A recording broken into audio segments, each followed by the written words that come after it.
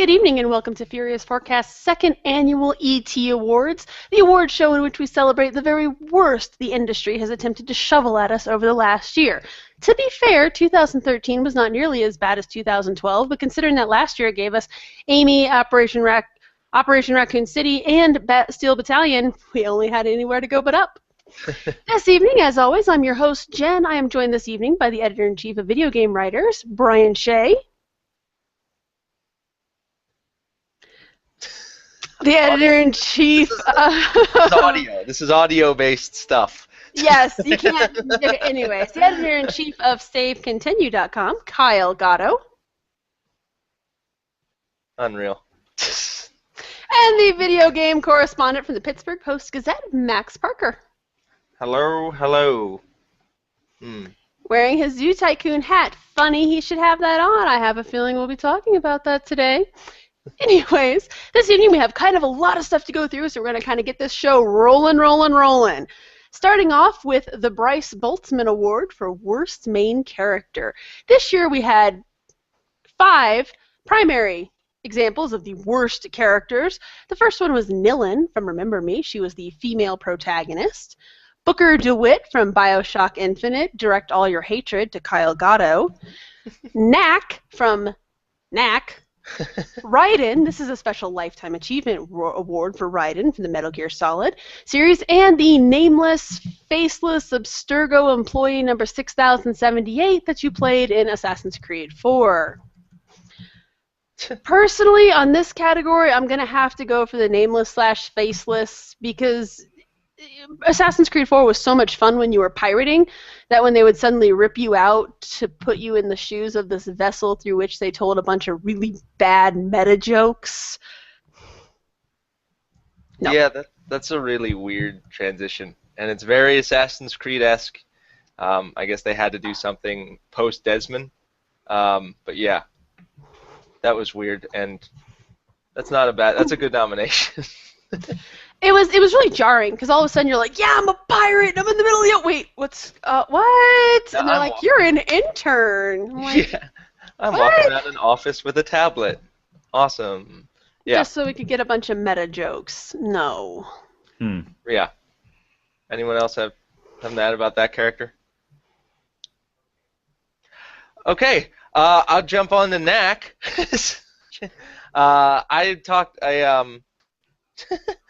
I played Knack. Did anyone else play Knack, or am I the only one who... I didn't. Okay. Knack could have been a halfway decent character, but, like, everything... He wasn't really fleshed out. Like, he's pretty much silent when he's small, and you only, like, really get to know his personality when he's big, and when he's big, he just destroys everything. Like, not just bad guys and, like, bad guy villages because he's fighting goblins. He's like in the middle of the city, like wrecking houses and where people live, and it's just really weird. It doesn't really jibe with the rest of the narrative, or I should put that in quotes, narrative. And he's just, when you look at him, he's just an ugly character. He's made of all these stone pieces. And if you compare him to like a main character from a Pixar movie, which are usually lovable and cuddly things, even WALL-E, who's a robot, Knack pales in comparison. So Knack really left a bad taste in my mouth all around, and that's why I gave him the nomination. Yeah, I think the thing that I'm hearing most of from Knack is that there was a little bit of potential there and maybe a franchise potential, but it was just executed so poorly. Yeah, it didn't. It's rough because it had to do a lot, being one of 3 exclusives for the PS4. So when you really have to bring the heat when you're one of 3, and unfortunately it didn't feel like, it felt like something that could have been like so many other PlayStation exclusives released on the PS3 with zero marketing. It felt a lot like that. But it had a ton of marketing behind it, and it was for this brand new shiny console, and yeah, it was a shame. And I like Cerny. I like Cerny, and I was hoping for the best, but it just didn't do it for me. I think Nilin also deserves special mention here because she of herself, and we're gonna talk about Remember Me a lot tonight. Um, Yes. Nilin was not a bad character. She was actually very interesting, but they ultimately didn't really do anything with her. And that's another character that they had a lot of potential with. She actually reminded me of last year's Jason from Far Cry 3 because there was a really interesting moment in Far Cry 3 last year where Jason realized that he was starting to enjoy killing people and what he was doing, and then they promptly dropped it to like go for a Black Widow plot. And with her, you can see that she's done some really questionable things, but they just dropped that to make her like this quasi-revolutionary. What? It was. She was disappointing. I liked her. I liked that character. You would. I like a lot about that game. It has a lot of bad things. Don't get me wrong. It's not going to get any nominations for Game of the Year.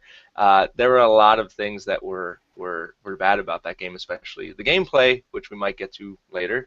But Nealon, I didn't think was one of the bad things about it. Environments, soundtrack, and Nealon were three things I really liked about that game. Yeah, I think so. So since two of our other people are having technical difficulties right now, I'm saying that we have 2 votes for nameless, faceless employee, and we're fucking going with it. That sounds good. Anything? Anyone? You want to add anything about Booker or Raiden? So Raiden's Raiden. If you know what you're getting. I mean, that's like nominating Kratos if you have a beef with Kratos. It's you know what you're getting. Come on. It's true. It's true. I feel like it's his lifetime achievement because I did play some Revengeance because Kyle lent the game to me and was like, "You've got to play, and I did.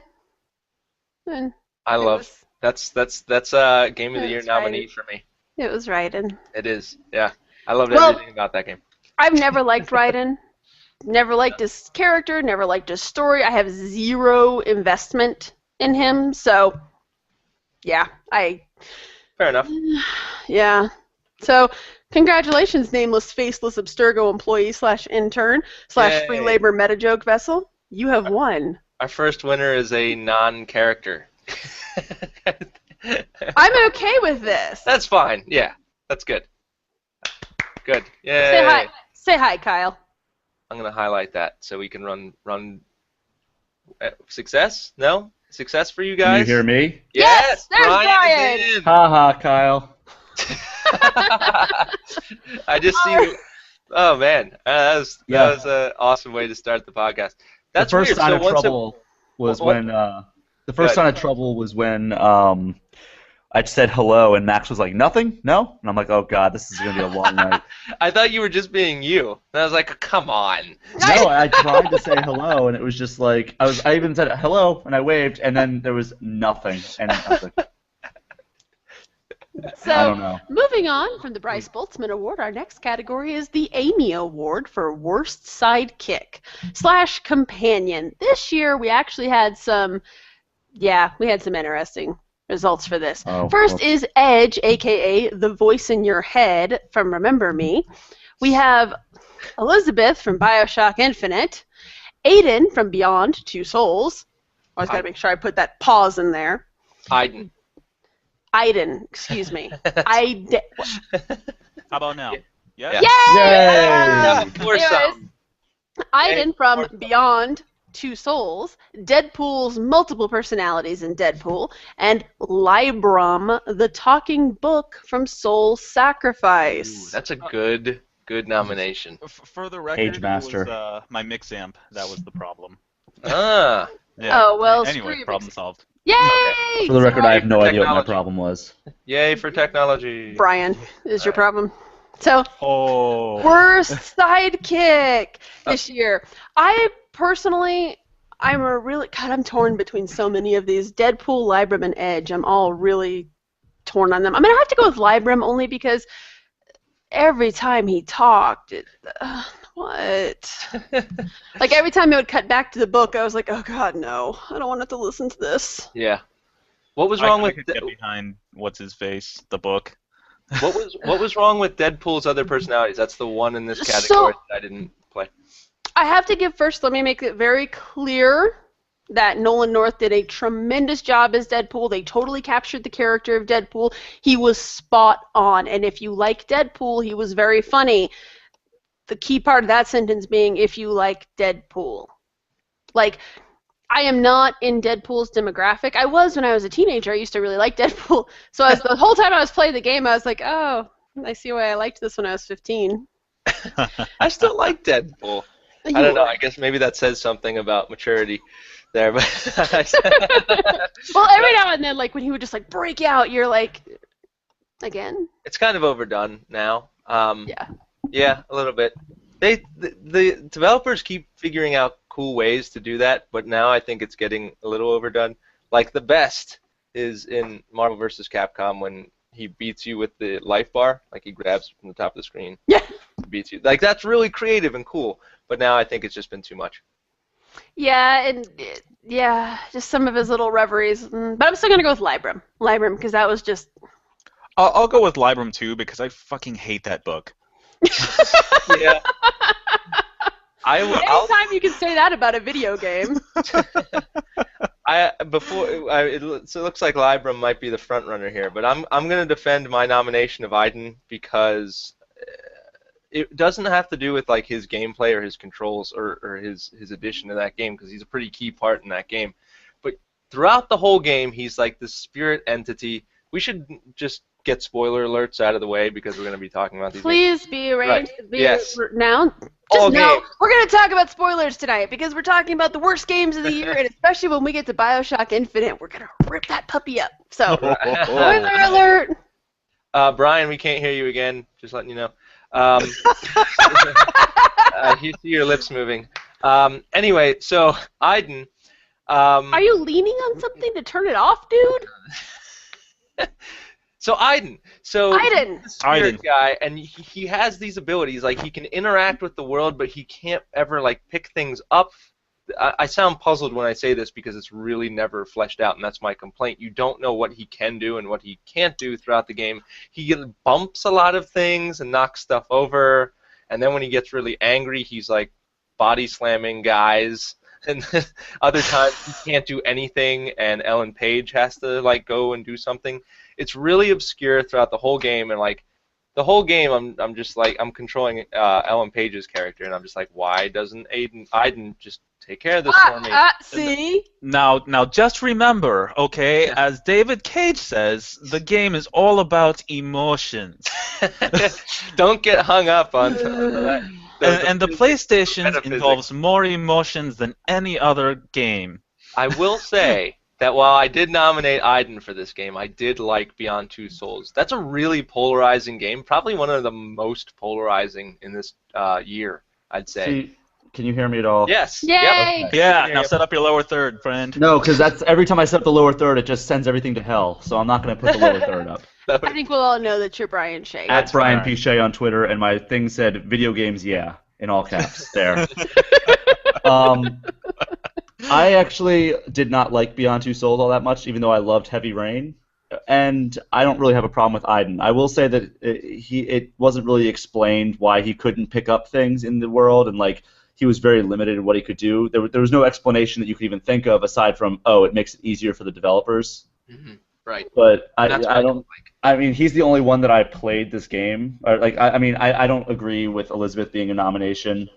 I think that she was one of the better sidekicks of this year. And Aiden, I don't think was an awful sidekick. Like, I mean, there were some issues, like Max said, but I don't think he was an awful sidekick. I didn't play Remember Me or Deadpool, even though I really wanted to play both of those. And Soul Sacrifice, I had no interest in.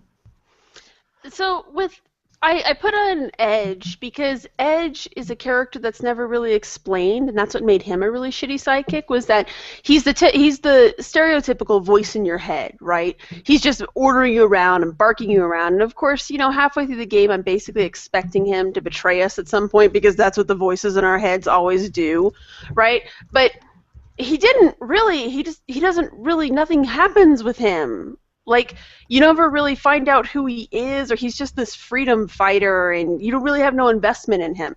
Like, at first you're wary of him, you don't know what to think of him, and then as you get halfway through the game, you're like, oh, I just don't give a shit. Why am I listening to this person? That's the other thing, too, is why are you just taking this man's word for it? So he was just poorly done. But still, I'm voting for Libram.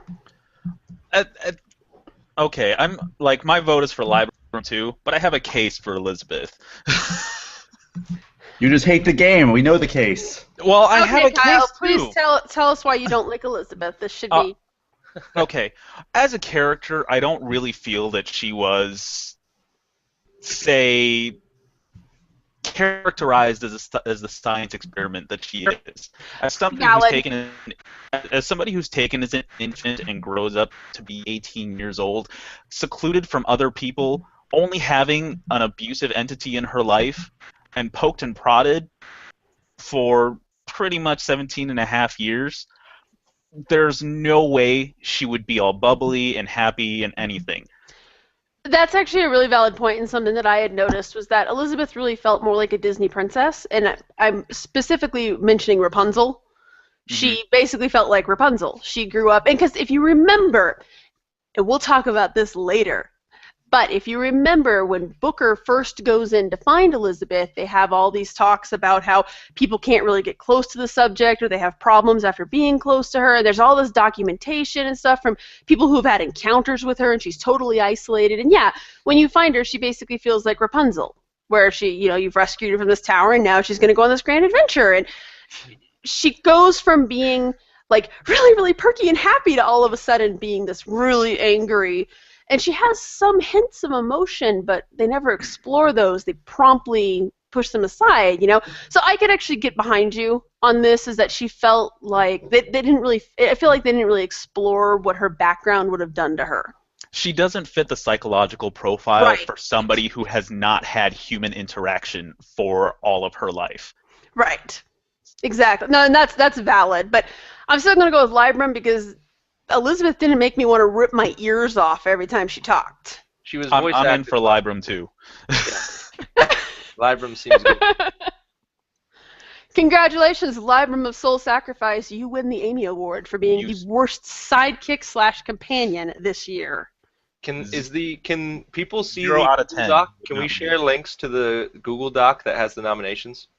We don't want to give it away, do we? If people yeah, we don't want to give live? it away. Nominations are always given away. Well, we're not doing that. Okay. Sorry. Yeah. Sorry. The next category we have this evening is the Seymour Award for Worst Villain. The nominees in this category are the father from Brothers. What was the rest of the title of that game? I just totally spaced it. Brothers, A Tale of Two Sons. Can you hear me? Tale of Two Sons. Yes. We can hear. Two souls. The next nominee. Souls. No, the next nominee is the aliens from Aliens Colonial Marines. Specifically, the zombies Xenomorphs. from Walking. Yeah. The zombies from Walking Dead: Survival Instinct. The villain in Beyond Two Souls. The Deadly Six from Sonic Lost World, and microtransactions. As an industry, that's kind of a meta nomination this year because microtransactions exploded in a big way this year. Personally, because I fucking hated Aliens Colonial Marines, I'm going for the aliens. Okay. Well, I mean, what kind of case can you state for that? All right, they were bad, and it was a bad game. And in that same vein, I'm gonna go for the zombies in Survival Instinct because they were stupider than like your typical zombie. Like that game was just bad. But they're zombies. But the game was especially bad. But then it should be a nominee for the worst game, not worst villain. Well, because if I'm not alert, mistaken, it is. We're I was trying to avoid that. Didn't the zombies have like really, really bad AI, like even for zombies? The AI is especially bad. Like they're sticky. Like they'll be attacking a fence and then like you'll open the fence and then they'll still be attacking the fence. They'll like come towards you and then walk back to the fence and start attacking it. And I'm like, what is going on here? And then there's other things. It's like, okay, well, you have all these zombies coming at you, and it's just like, okay, the easiest way to take them out is to individually kill them by stabbing them in the head with a quick little QTE. And I'm just like, these don't work for anything. It's like, what is this game? It's a bad game. I didn't play it. Fortunately I dodged that bullet. See, when I look at these nominations for best or worst main character and worst villain, I always think of it from more of a story perspective than a programmed perspective. Like the AI is awful in whatever game we were just talking about, Walking Dead, but it doesn't necessarily. I'd say it's a very forgettable title. It is. I don't necessarily see that as a bad villain as much as I see it as a poor implementation of AI. All right, well, talk us through your nomination, The Deadly Six. Well, see, the whole point of the Deadly Six in Sonic Lost World was it was supposed to take these mortal enemies that have been fighting since, 1992, Dr. Robotnik or Dr. Eggman, who I refuse to acknowledge that name, but for the sake of officialness, I will say Dr. Eggman, stupid name, and Sonic the Hedgehog. And they're supposed to unite to fight this awful force of enemies. And like there's 6 characters, and they're really like different in how they interact with like what their powers are and everything. But the issue is that they just never seem that menacing. Like the whole storyline's really, really goofy. So I guess they couldn't get too dark. But it falls flat on every aspect, and like it just doesn't feel like, okay, well. Oh no! Because what happens is Dr. Robotnik has a conch shell that controls them. Yes, a conch shell that controls them. That's no different than like Aquaman. And Sonic picks it away because hey, he's Sonic and he wants to shit all over Dr. Robotnik's day. That's pretty much the whole reason he does it. And so it frees the Deadly Six of this power, or of the control that Robotnik has over them, and it just, I don't know, it just doesn't ever come together as like this, oh wow, this is such a deadly threat that we're going to have to, like, it's such a cool concept of bringing like these enemies that have never been on the same team together to fight this like threat that would wipe everyone out. But it's just they never feel like the threat that like even like some character like Chaos in Sonic Adventure was. Like that was a time when it would have been appropriate for Robotnik and Sonic to band together to destroy this evil, but it wasn't anything that needed to be done. It just felt shoehorned in. Surprise! Sonic hasn't matured in the last decade. It did though, because Sonic Generations was amazing. No, it was good. Shut up. Amazing. And Sonic we talked Generations about was this. great. You don't think that's Sonic amazing. Generations You was know great. that game's not amazing. Oh my god. Sonic Generations was great. What was the other game Max, that why was don't you good? talk us about Sonic your Colors was nomination, great. which was Sonic Colors was good. Okay, enough with the fucking Sonic. Max, Sonic why don't you Force talk Knock. us through your nomination for Okay. Beyond Two Okay, Souls? I know you have something to get off your chest. Yeah, I'll talk about Brothers. And right now I'm just going to pretty much spoil the entire game for you. So if you didn't play it, I'm sorry. But you had time. It's not like you didn't have time. So in Brothers, I like everything about Brothers up until the end. And since it's a story-driven game, the end's really important. So, and it's probably the most important part, and I hated the ending. So what happens in this game is you play as 2 brothers. You play as the younger brother, and the game opens up by you see your mother drown, and since you're little, you can't do anything to help her. So that's really sad. So then it jumps into you get called from her grave. You're like at her grave in mourning, and you get called from her grave by your older brother, and your father is dying. So you and this older brother have to go on this fucking journey. rude of him. Yeah, it's ridiculous. So you and this older brother have to go on this journey to find this cure, because it's like old times. It's in a fictional universe, but they have to go across these mountains and rivers and to find this cure, and you have to go through all these, like a big snow creature and a giant spider. At the end, the older brother dies. The older brother falls for this girl who turns out to be a giant spider and was tricking him. And I hate when that happens. Kills the older brother. That happens to us all at one point. Yeah, in our lives right. now. Yeah, I know. Bad day. So then the older brother dies, gets bitten by the spider, or stabbed by the spider. The older brother dies. The younger brother is crying over your character is crying over the older brother. And you take but you got the cure, so you made it. So then you go back, you cure the father, you have the brother's body with you.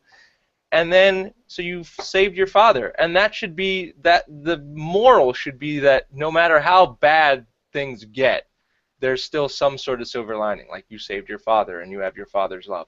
But instead, you're this younger brother who's standing in the background, and then it ends with the father just crying over the older brother's grave and like ignoring the younger brother, you, the last remaining character. And it's just what an like, ungrateful prick. Yeah, it's like, are you kidding? How dare he mourn the loss of a son and his wife? But like, see, but that's even more so that he should cherish what he has. He didn't. He doesn't. There's no hug. So Max, no thank you. I don't even know how to go about countering your argument, because basically you're saying, all right, well, instead of having the entire family wiped out except for one brother, it was just one brother and his wife. So he should be extremely happy. No, he should be thankful. He should have at least shown. You would have liked to have seen him been like, "Oh my God, thank you for risking all of this," rather than, "I can't believe I lost my brother. Thanks for saving me, asshole." It doesn't really sound like a villain as much as somebody who's overwhelmed with grief. Did you play the game? I played through half, but I didn't finish it. I think you just got told to shut the fuck up. I'm just saying, I've been to many funerals, and I've never said, "Wow, look at that awful person crying over the casket." But the Knights of the Told Republic. Don't you Try to see how that argument flies at your next funeral, Matt. This is getting super dark. Don't you think that people who have lost loved ones probably, like, I don't know, cherish or hug the remaining loved ones a little bit more? Yeah, but not right when it happens. They're at the funeral. They're not hugging. Not right when it's in the future.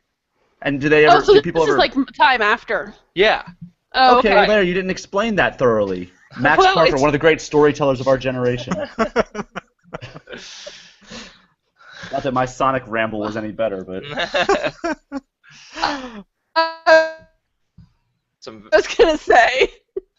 Okay, so then we have a nomination for the father, the aliens, the zombies, the Deadly Six, and of course microtransactions, which I think we can all kind of agree that microtransactions this year is just gotten...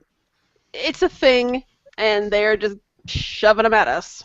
Microtransactions are the worst villain of 2013. I'll agree with that. Yeah. I'll agree. I'm on board. They've ruined my Forza.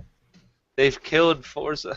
They've killed Forza. They killed Crimson Dragon, although fairly inoffensive because you can go back and play earlier levels for easy squeezy points. Though I'm just saying you can do that, but it gets kind of like, grindy. Not as bad as Forza, but grindy still. I want to say that I don't. Now, what about what? There's a delay here. You cut me off and then you stop. Yeah. On my end, it looked like I started talking before you. In my defense. Oh. I think there's some lag here.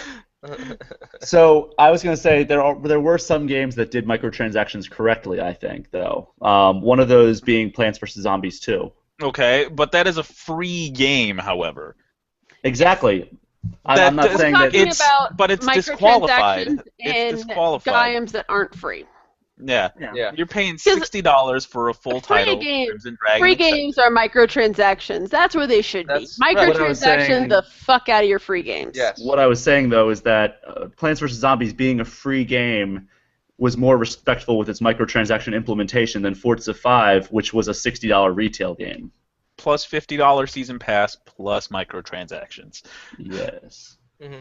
Yep. And I'm going to be honest here right now and say that Dead Space 3 was the first game this year that really got people's ire, right? So it was a $60 game and it had microtransactions. And I didn't really have a problem with the microtransactions in Dead Space because basically those were how I think $60 games can do microtransactions right. It was like do you want to run around and scrounge for all your stuff, or do you just want to give us money and we'll just give you the resources? Because we went through the entire game without doing microtransactions, and we never felt less because of them, right? We always had enough resources. We always had what we needed because we were willing to put in the time and scrounge around. So that didn't bother me because that was hey, do you want to be lazy or do you want to do what you got to do? We don't care either way. So that didn't bother me. But the Forza thing is unfucking real. Also, I will say that Rise did a tasteful implementation of microtransactions. They're fairly inoffensive. It's another one of those things, okay, well, you can go and do more incredibly long combo chains and get more gold and more experience, or you can pay money and get it. Like, at the end, I didn't spend a single dime on it, and I still had a almost fully upgraded character. Yeah, and that's how microtransactions can and should be done. But my big concern is that obviously people have discovered how profitable microtransactions are, and they want that to be the way of the future, and that's kind of... But I would like to think that maybe this is just growing pains. Like maybe they're like, hey, let's see if this will work, and the backlash is going to tell them no, but I'm also a pessimist, so... Anyone the other thing is how they're going to be used in Titanfall?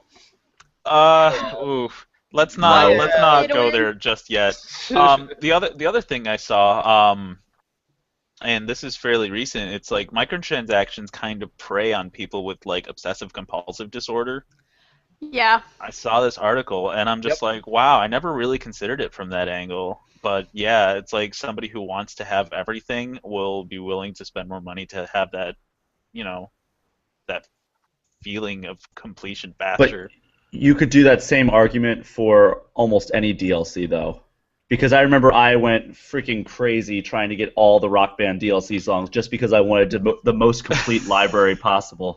Like, I never played probably 300 songs that have been unplayed on my Rock Band library and probably will never be played. Just because I was like, okay, I want all the songs by this artist. I agree.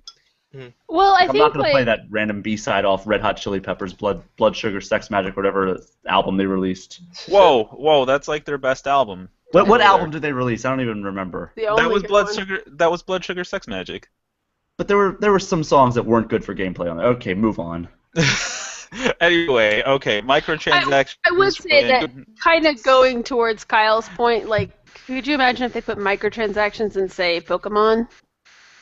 I'm just throwing that out there. No, Nintendo will never think of that until microtransactions are done. I actually had a nightmare, not a dream, but a nightmare that they were charging like for Mega Stones because like you can get a Torchic with Blazikenite, and I'm like, what if they start implementing DLC for Mega Stones for Mega Evolutions? Oh, God. Like you pay $1 or $5 and you get a Mega Evolution for whatever Pokemon, and I'm like, that's the most terrifying thing I've heard. Or what if like you get the version exclusive Mega Stones? Because fortunately, we're talking about Nintendo here, and they are nothing if not stubborn about that whole online thing. True. So I think we're in luck. But I will say they've been very good about not going the microtransaction route. The people were blaming them for being very anti-consumerist with like the YouTube stuff, but they are definitely not doing the microtransaction, which is a good sign. Yeah. Right. All right, well, congratulations, microtransaction and the industry at large. You have won the Seymour Award for Worst Villain. Next up, we have the Dynasty Warriors Award for Worst Voice Acting. This year's nominees are Remember Me, everyone but Nilin, even though, let's be honest here, Nilin constantly sounded like she had just gotten out of a freezer and found her best friend in bed with her boyfriend. We have MLB 13 The Show, Aliens, Colonial Marines, Lost Planet 3, and Metro Last Light, a.k.a. We couldn't actually afford real Russians. They couldn't even afford people with Russian accents. Like Russian accents are easy though. They couldn't afford. Yeah. They couldn't even afford chairs and heat. Okay. Russian accents is easy. We do Russian accent because we watched Rocky, and we will break you. It's so bad. Like every time people talk, and I loved Metro Last Light. He dies. But like every time they talk, I'm like, stop. Niet. You know, Exactly. I have not played this Metro Last Light, but I have not played Remember Me, MLB 13, or Lost Planet 3 either. Bro, did you game this year? What I did do, though, however, was Aliens Colonial Marines. And that shit sucked. That was just awful. Those I heard the voice acting was bad. the voice acting was terrible. It had. That's the weird thing. The whole weird thing about Colonial Marines is it has this aura of B movie, but it's not supposed to be like that. It's just a B-rate video game all around. It's supposed to be a great It's supposed to be a great game based on a film franchise, and it's just an awful game. I'm one of the people who will defend it as not being as bad as people. What? Jesus, What? Kyle. Continue, What? Brian. No, I'm drinking beer. I don't care. I'm very confused. He's belched really loud. Yeah. Oh, I didn't even hear it. Consummate professional. I got it. Just move on. We're talking about the games that we hate the most. Fair enough. So we have With the people I hate the most.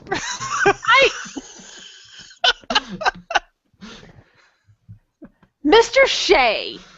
That's You will right. not be invited back, sir. Anyways, so far it sounds like we're really pulling for Aliens and Metro Last Light. Yeah, I'll say something about the show. The voice acting or the commentating in the show is really bothersome if you're a fan of the show and you play it each year, because then you get used to all the repeated sayings, and then you notice that none of them changed from the year before, and that's kind of annoying.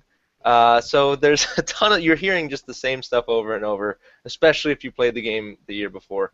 So that's my beef with the show. Otherwise, it's a really good game. Do you think that possibly they were kind of saving up some things for next gen? I sure hope so, but not since we haven't seen anything about it. Has me kind of worried. Well, we probably won't until, spring training. Oh, not spring training. That would be too late. But, Out by then. yeah, it comes out spring training. But, once, we get the winter meetings over and stuff like that, I think we'll start seeing some stuff. I hope so. We're I getting hope so, close. too. We're getting close.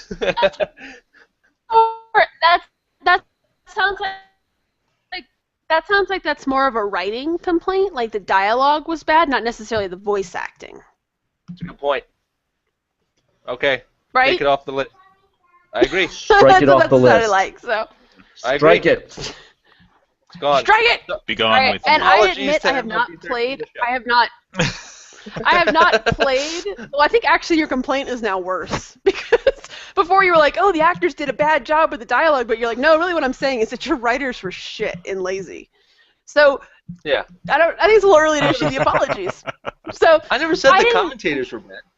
I said I the never commentary. played Lost Planet 3, but I've seen video of it, and I've spoken to enough people who played it to know that I guess the voice acting was just really wooden and bad. But It was it Lost sounds Planet. like What do you it's expect? between... Right? I mean, at that point, it was like, really, it was bad? Go on. So I think we're all kind of leaning towards Aliens here. Yeah. Yeah. Let me just say that Capcom has notoriously bad voice acting. They are notoriously bad. So at the same Even time, Resident it's like Evil, Jen? let's just kind of say we kind of forgive them because their games are fun sometimes. Continue, Kyle. That's always- my argument. I will They say always that did a good Capcom- job with Frank West. Frank West was always voiced well. Capcom is the same One company guy. that brought us Hadouken One and Sonic fucking Boom. guy. Sonic Boom, yeah. Sonic Boom. Sonic Boom! Nolan North Well, did Deadpool in Marvel vs. Capcom. I have to say it was pretty bad though, But because that was the Marvel like side. Edge was really wooden and like everybody sounds like they're in a persuasive speaking class 101. Like whenever they talk, it's very forceful. Yeah, It's just- really nobody pretty but Nilin had any real personality. And even Nilin again, like she reminded Yeah, me. she was real dry. Yeah, Oh. but she always sounded like she was freezing, and she just caught her best friend sleeping with her boyfriend. Like she just doesn't know what to say right now. Well, the whole time it's like, "Ugh, girl, get a hug." Yeah, but So I mean, yeah, even then, I'm still gonna go with Aliens. I'm with Yay. Aliens too. Yeah. Alien. So congratulations, Yay. Gearbox. Alien. Yet another part of your game that sucked. So the next award is the Nickelback Award for Worst Soundtrack. This year we have Remember Me, which we'll talk a little bit about here in a sec, Grand Theft Auto 5, again, asterisk, Etrian Odyssey 4, Sonic Lost World, and basically the entirety of the Mario franchise. Who nominated Etrian? Any... I nominated Etrian. All right. Because... And this Shots is going to kind of fired. No, it's shots I understand because typical JRPG fare, and I'm like, okay, it's not great. No, I'm tired of that. I'm tired of that argument. No, I'm just saying because it's not great, and it's like, all right. I think Kyle's on your side here. Yeah, I'm on your side here. I want to say that I really liked Etrian Odyssey, but the music, I'm just, you know what? This year we had Far Cry 3 Blood Dragon, we had Tomb Raider, which is amazing, we had The Last of Us, which was, oh my gosh, amazing. We had Dead Space 3, which was amazing because yet again, Jason Graves. All of this good music that came out this year. Oh my god, Assassin's Creed 4. Phenomenal. Brian Tyler, who saw that coming? Saints Row 4, its ambient soundtrack. And believe it or not, and they're licensed. And their licensed soundtrack was real good. Believe it or not, Dead Rising 3's soundtrack is tremendous. Whoa. Like, I'm surprised nobody else made that statement. Right? It's awesome. But, so in the year that gives us all this amazing music, the fact that we still have soundtracks that basically sound like glorified chip tunes, I can't handle it anymore. I just can't. I can't! In the year of Luigi. In the year of decent fucking composers. Yeah, now I'm gonna start like banging my shoe on the table. Speaking of Russians, no, I can't handle it. And I think Sonic and Mario fall under that category. Oh, I really like Mario's soundtrack. Mario, it just drives me crazy. I miss the good old days of Mario. I'm gonna be one of those guys where I just miss the good old days of do do do do do do do. Like that. You get off my lawn. Like I've played. Yes, I think that Mario 64 was the last Mario game that I really enjoyed the soundtrack for. Sunshine was awesome. Sunshine was great. I actually am not. I forgot my time with Sunshine just because it wasn't a memorable game for me, to be honest. But yes, I'll agree with Brian in the fact that it's just not really memorable in the sense. But let's also take into account that there's a difference between us then and us now. It's like we have so much more media incoming that we don't really take the time to notice or appreciate certain aspects unless they really stand out. And Mario's soundtrack is never really like, bah! Oh, that's except for the most iconic song in the history of video games. The one. That's but we were also younger then. Actually, they have done a study on that, and the most recognizable piece of music from video games is still the Tetris theme song. No way, really? Nope. Dun, dun, dun, dun, dun, dun, I'd love to see that study. I'll find it. I'll dig up the article. Yeah, please do. My wife doesn't play games, and she would know Mario Brothers and not Tetris. Yeah. I think she would if know you started Tetris, humming just because Tetris, it's really prevalent. Specifically the B and C themes. I'll test it. I'll test it after the podcast. Oh, anyways, okay. So we have Mario, we have Sonic, and my daughter's playing Sonic Lost World. I've heard the music and was like, I'm done with that. I feel like I should say Remember Me's soundtrack was just, it had a good theme song to it, but it gets, if you listen to it outside of the game, it gets really repetitive, really same. It was pretty disappointing, actually. I like it. That's because you suck. The biggest problem with Remember Me's soundtrack is that it doesn't gel well with the game itself. Not at all. It'll ramp up at the most inopportune times. Like it'll be going when nothing's happening, and I'm like, why is this doing the thing? Yep. Nothing's happening. It had really bad implementation in the game too. Like not only was it not great music, they did not. and like sometimes it'll ramp up in the middle of like Like I'm just walking through a hall. That's kind of true. Yeah. So I will say it's decent out. Like I'm with Max in that it's decent on its own, but within the context of the game, it just doesn't work. Yeah.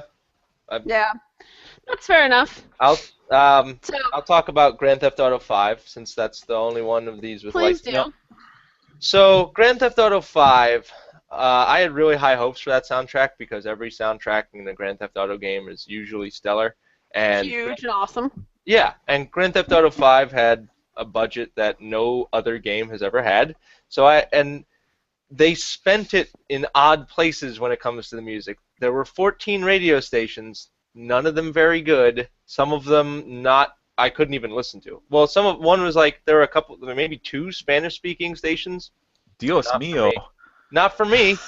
Yeah. So and then there were some other like they had good artists, but like the classic rock station had Radio Gaga by Queen, which is probably in my opinion, one of the worst Queen songs. Whoa! Whoa! Yeah. Whoa! Yeah, I'm there. Whoa! Yeah. Yes. It's a bad Queen song. I can't hear Brian, but he's fucking done. I know you're backing me up on this, Brian, but we can't hear you. Yeah. There was so much content there, and which means a ton of missed opportunities. There just wasn't any memorable music in there. Brian, we can't hear you. Yeah, sorry, Brian. I mean, I heard a thingy like when you moved your mic, and then nothing else. Yeah, same here. There was so much potential. That's what makes me sad about Grand Theft Auto 5 because of the budget and because there were 14 stations. You know, I think that's a valid point. Like, because I was totally excited. What is that? What is that? Brian, don't you have a mic and like a headset or something? Just stop using that. Yeah, why are you use your headset, like a different headset. This isn't that complicated. Anyways, so I was totally excited for Grand Theft Auto because the Grand Theft Auto soundtracks are always great, and even if there's a lot of music on them that I don't personally listen to, a lot of variety, a lot of flavor to it, and really I think they kind of blew their wad on that trailer where they had Radio Gaga, The Hood Gonna Like It, and Hank Done It That Way. Yeah. Because those are the 3 best songs in that entire game, and yeah. We had been hearing those to death by the time that game came out, so I was pretty disappointed. I mean, the talk radio's great, and Laszlo's always hysterical. Hello. Yeah. I'm so glad you learned to microphone on this podcast. I don't think it's working with the headset. No. Okay, it's a built-in microphone. I'm glad we could explore this on a podcast. I'll also add about Grand Theft Auto 5 that coming off of Saints Row 4, which I really liked that soundtrack. What Saints Row 4 did with their soundtrack with a fraction, it's probably a small fraction of the budget that Rockstar had for Grand Theft Auto 5, and then not being able to even match Saints Row 4. I'll even say that Saints Row 4 gave me a deep appreciation of this newfangled music called quote-unquote dubstep. Oh. along with Brian's lovely lady Vanessa, who also helped me on my dubstep journey. Yeah, to be honest, there's a lot of, it's not really dubstep, it's more tech step and Dead Rising 3, kind of like DMC Devil May Cry, which also had a great soundtrack. It was pretty dang good, yeah. A little bit of dubstep in there, a lot of tech step, but I doubted it at first. I'm like, man, this soundtrack for DMC isn't going to be that good, but then it was pretty good, and I'm like, okay, all right. Yeah, who saw that coming? So yeah, I'm gonna actually agree with you on GTA 5 only because it wasn't like the worst soundtrack that came out this year, but it was disappointing. And given the budget, there was just no excuse for it. I'll also back the disappointing factor, but I will say that it wasn't bad. Disappointing, yes, but not bad. Grand Theft Auto? Yes. Mm-hmm. Yeah, I'll agree. Disappointing, but not bad. Okay, and Radio Gaga is a great song. It is a great song. Yeah, fuck you, Parker. I'll go back and look on Twitter, Brian. You said that was one of their worst songs. I didn't say it was one of their worst. I said it wasn't one of my favorites. Yeah, just because they have a huge discography. They have worse songs than Radio Gaga, but they're few and far between because Max, you said it was one of their worst songs. I said it wasn't one of their best songs. And B, also Queen rules. Yeah, it's pretty much true. Sure, yes, absolutely. Give me Stone Cold Crazy. Yeah. So, congratulations, Rockstar. Are we nominating a winner? We didn't even get to the other ones. Yeah, yes, we did. Did we? Where have you? Talked about every single one. I'm drinking. Clearly. Okay. All right. Thank you, Rockstar. Congratulations, Rockstar. It's not bad. We're not angry, Rockstar. We're just disappointed. You make us sad. Next up is this is going to be such a long discussion, I can tell already. The Dallas Award for Worst Plot Twist. This year's nominations are DMC, Devil May Cry with, Virgil's a fascist. Brothers, Two Sons. Beyond, Two Souls. Remember Me. And Bioshock Infinite, a.k.a. evil version of you worked for Infamous. I think that I want to start off by saying this is a very inappropriate name for the category, seeing as how we just had the 50th anniversary of the Kennedy assassination a couple of days ago. All right, new category name, the M. Night Shyamalan Award. So for you youngins out there, Dallas was a soap opera in the 80s, which was famous for killing off one of its, or was it, yeah, it was Dallas. They killed off one of their characters, and then when the series went down to shit and they started losing viewers, they had the main the character they killed's wife wake up one morning and somebody's in the shower. Who's in the shower? And she goes over there, and he's in the shower. His death was all a dream. Well, I just thought that the plot twist was that the president was dead. I would admit that nobody saw that coming in Dallas, anyway, except for one guy, maybe. Wow. This is I like how you still have your hand stamp from Andrew WK last night. Yeah. It doesn't come off. It really, it's stuck there. I've scrubbed and scrubbed. I think I'm losing skin. Infinite partying.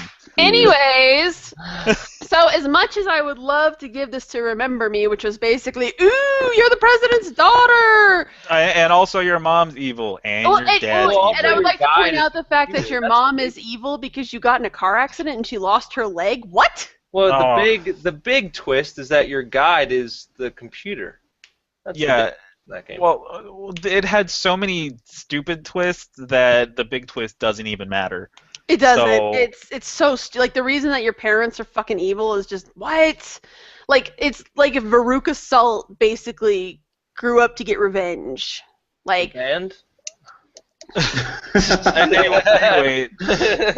So I of course next category. That's another piece of that game gone wrong. I of course have to go for BioShock Infinite. Because seconded and thirded because that game rested entirely on that fucking twist. That's the only thing that it had going. Well, there was actually there's a couple twists in there, and my favorite was they show the twist that it's you, it's another evil version of you. That was pretty bad, but the whole let's tie it into Rapture thing, and then they did it artfully and subtly, right? Where they were like, there's always a man in a lighthouse. And then they were like, okay, that was really subtle, so come on down and we'll show you Rapture. That way you'll get it. It wasn't that subtle. I was being facetious. Oh, you're facetious. So, yes, I have to go with BioShock Infinite because fuck you. I'm not passionate about this really at all, but I will say that I loved the plot twists in BioShock Infinite. I loved the inclusion of Rapture, and you are part of the problem. You are part of the problem. And I loved I didn't see the Comstock thing coming, honestly. I agree with Brian, but I did see the Comstock thing coming. Really, you didn't? Yeah. I didn't finish the first one, so I don't know if there's any ties back to that either. No. There's tons of ties back into it. Yeah, but I just said I didn't finish the first one. Yeah, but nothing from playing the first game. No, nothing from playing the first game would have helped you to see the Comstock thing, the really heavy-handed allusions, and basically them spelling it out. If you've ever seen the Red Letter Media review of Episode 2, where he's constantly shouting, Palpatine's behind it! That was basically that entire movie was, your Comstock! Yeah, absolutely. Yeah. I mean, obviously there was a point where I saw it coming, but I mean, at the It was whole right when they game, told you that it was Comstock. Let's take a moment to reflect. Let's take a moment to reflect on the fact that Brian is a fan of BioShock 2, or no, I'm sorry, BioShock Infinite, and not a fan of BioShock 1. I didn't. I think the story is good in BioShock 1. I don't think that. I think the gameplay is incredibly dated. But Max, let's reflect on the fact that you're a fan of Star Wars Episode 1. No, it always comes back. Oh, that's right. That's a bad No, one. movies have no place here. Movies have no place here. Don't be that way. True. He also likes NSYNC. Also, Max, we were allies on this category. All right. Yeah. Even I like it. Why, Max? Why? Et tu. So, okay, what were you guys allied in? What was your nomination for the worst plot twist this year? Whose? Well, no, we both liked BioShock Infinite. That's what we were allies. Oh, well, okay. That's not allies. Yeah, it is. It's allies in preventing you guys from making the wrong choice. Against the correct Jen, choice. That's the Jen problem. and Kyle are It's the correct choice. You guys are the axis of evil here. First off, can two people be an axis, really? Second off, no. Okay, so what's your vote, Max? What do you vote for the worst plot twist this year? Oh, I nominated Brothers. That doesn't really belong here. No. X that out. That's not really a Alright. twist. It's just a See bad ya, ending. brothers. Beyond We're just Xing out all of Max's nominations. Yeah, it's really disappointing. Beyond Two Souls the twist was stupid because Willem Dafoe turned out to be a bad guy. He wasn't a bad guy. He was just like misguided, and he turned out to be the big villain. And If you look at Willem Dafoe's face, he looks like a villain. Sure, I guess that's kind of why it's a bad twist. Anybody who's seen any of his movies would know that. Right, Yeah. right. So He's you kind of like Guy Pearce, that whenever he shows up, don't trust him. It's like, oh, is that Willem Dafoe or Guy Pearce? No, don't trust that person. Like with trusted him in Memento. with the exception of Boondock Saints, it's like Yeah. all right. Memento. I And trusted Platoon. him in Memento. You made the wrong choice if you trusted him in Memento. I guess that was right. I trusted him in Spoiler alert Spider-Man. for an old movie. Spoiler You alert trusted him in for old Spider-Man? movie. No, I was talking about Guy Pearce. Yeah, if you trusted Guy Pearce in Memento, apparently you didn't watch all the way to the end. Yeah, he makes a bad choice. Murdering lots of people is a bad choice, guys. Yeah. Anyways, so Okay. you nominate Beyond Two Souls because Willem Dafoe becomes evil. Yeah, because of bad Misguided. writing, I guess. Sounds like that whole game was plagued by it. Brian, what's your nomination for the worst I don't plot have twist? one. I didn't like. I don't have one. I liked BioShock Infinite. I didn't That's 'cause you suck. despise Beyond Two Souls, the story anyway. I didn't play Remember Me, I played only a few hours of DMC. So the end, I think the end with DMC was that it becomes, they telegraph that Virgil's probably not playing on the level the whole time, and then, I mean, I was glad that DMC didn't make him full-blown evil, but the fact that he was like, yeah, we've dethroned this dictator, so now I can become a dictator, just for everybody's own good, though. He was basically Loki. Like, I'm just going to do it for their own good. Like, what? Yeah. So that was... Anyone really we've got to put a stop to your guide being the bad guy. I mean, Yes! Oh my god. For fuck's sake, people. Well, and that's the thing. That's why I was talking about, like, with Edge, when Edge is talking in your ear the whole time in the game, like, don't trust this person. Have you never played a game before? Don't trust this person. So, Right. we got to kind of kill that plot twist, but I'm still going for BioShock Infinite. Which is funny, because that probably started around BioShock. Yeah, actually, BioShock probably was the originator of that. Yeah. When you get to the end, like, that twist wait, still... no, because Shadow of the Colossus did that too. BioShock came out in 2007. What? Shadow of the Colossus was 6, 5? 5 or 6, yeah, Yeah. something like that. Colossus. But I think Infinite was the game, or excuse me, that BioShock 1 was probably the game that really brought it to the spotlight. The forefront, like, okay. Oh my yeah. god, this is amazing. Kind of like God of War wasn't the first game to really do QuickTime events, but it was the first game to totally like, hey, look how good QuickTime events can be. So. Yeah. Yeah, so I'm still going with Infinite. I'm going with Infinite too because fuck you. I will not vote for that. I don't know. If you don't have a vote, your vote is forfeit. Beyond Two Souls. Beyond Two Souls. All It's right. clearly a plot Beyond Two Souls. All right. Hey. The alliance is reformed. A stalemate. A stalemate. Does that mean they Bioshock both Infinite. win? And Stalemate Beyond means Two remember me Souls wins. tie. All right, so we're just gonna go ahead and say we're totally copping out here. That Bioshock Infinite, you get half of the Golden ET award. You get an E, Beyond Two and Souls. Beyond gets a T. You're the M Night to Beyond ShamWow. It's so true.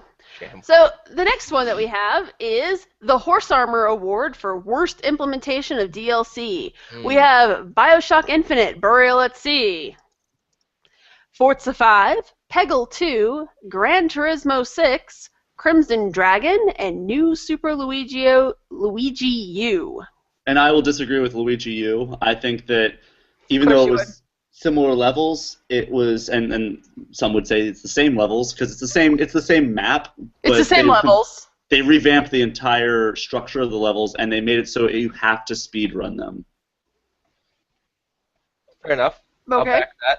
They changed the entire game. Except for the part where they kept it entirely the same. That works. But that's New Super Mario Brothers. What do you want from it? Hey, I'm good with it. I'm gonna have to go with again Bioshock Infinite on this one, just because the Burial at Sea DLC was bad. It was bad. Like it went back and shat on the entire first game. But that's one piece of DLC that's not really nickel and diming people. I think nickel and diming people is worse with Okay, that fun of it. fair, valid. Forza. Forza. All right, I can get behind that then. Forza. I'm we curious, mad at Max, Forza? as to the Peggle 2 nomination here. What's that? I'm curious as to why the Peggle 2 nomination. Peggle 2 is there because they left the door clearly open for future DLC, and it's painfully obvious because it doesn't even come close to matching the content that was found in the first game. That's True, my problem with it. But at the same time, they're also giving you, I mean, it's going to be a something that was in the Peggle 1, but they're going to give you the local multiplayer for free. Okay, what about Duel? Will I get Duel back? Yes, that was announced that will be free. Hey! Hey, all right, Peggle 2, you're slightly forgiven. You're free. So, are we back on Forza then? Yes, Forza.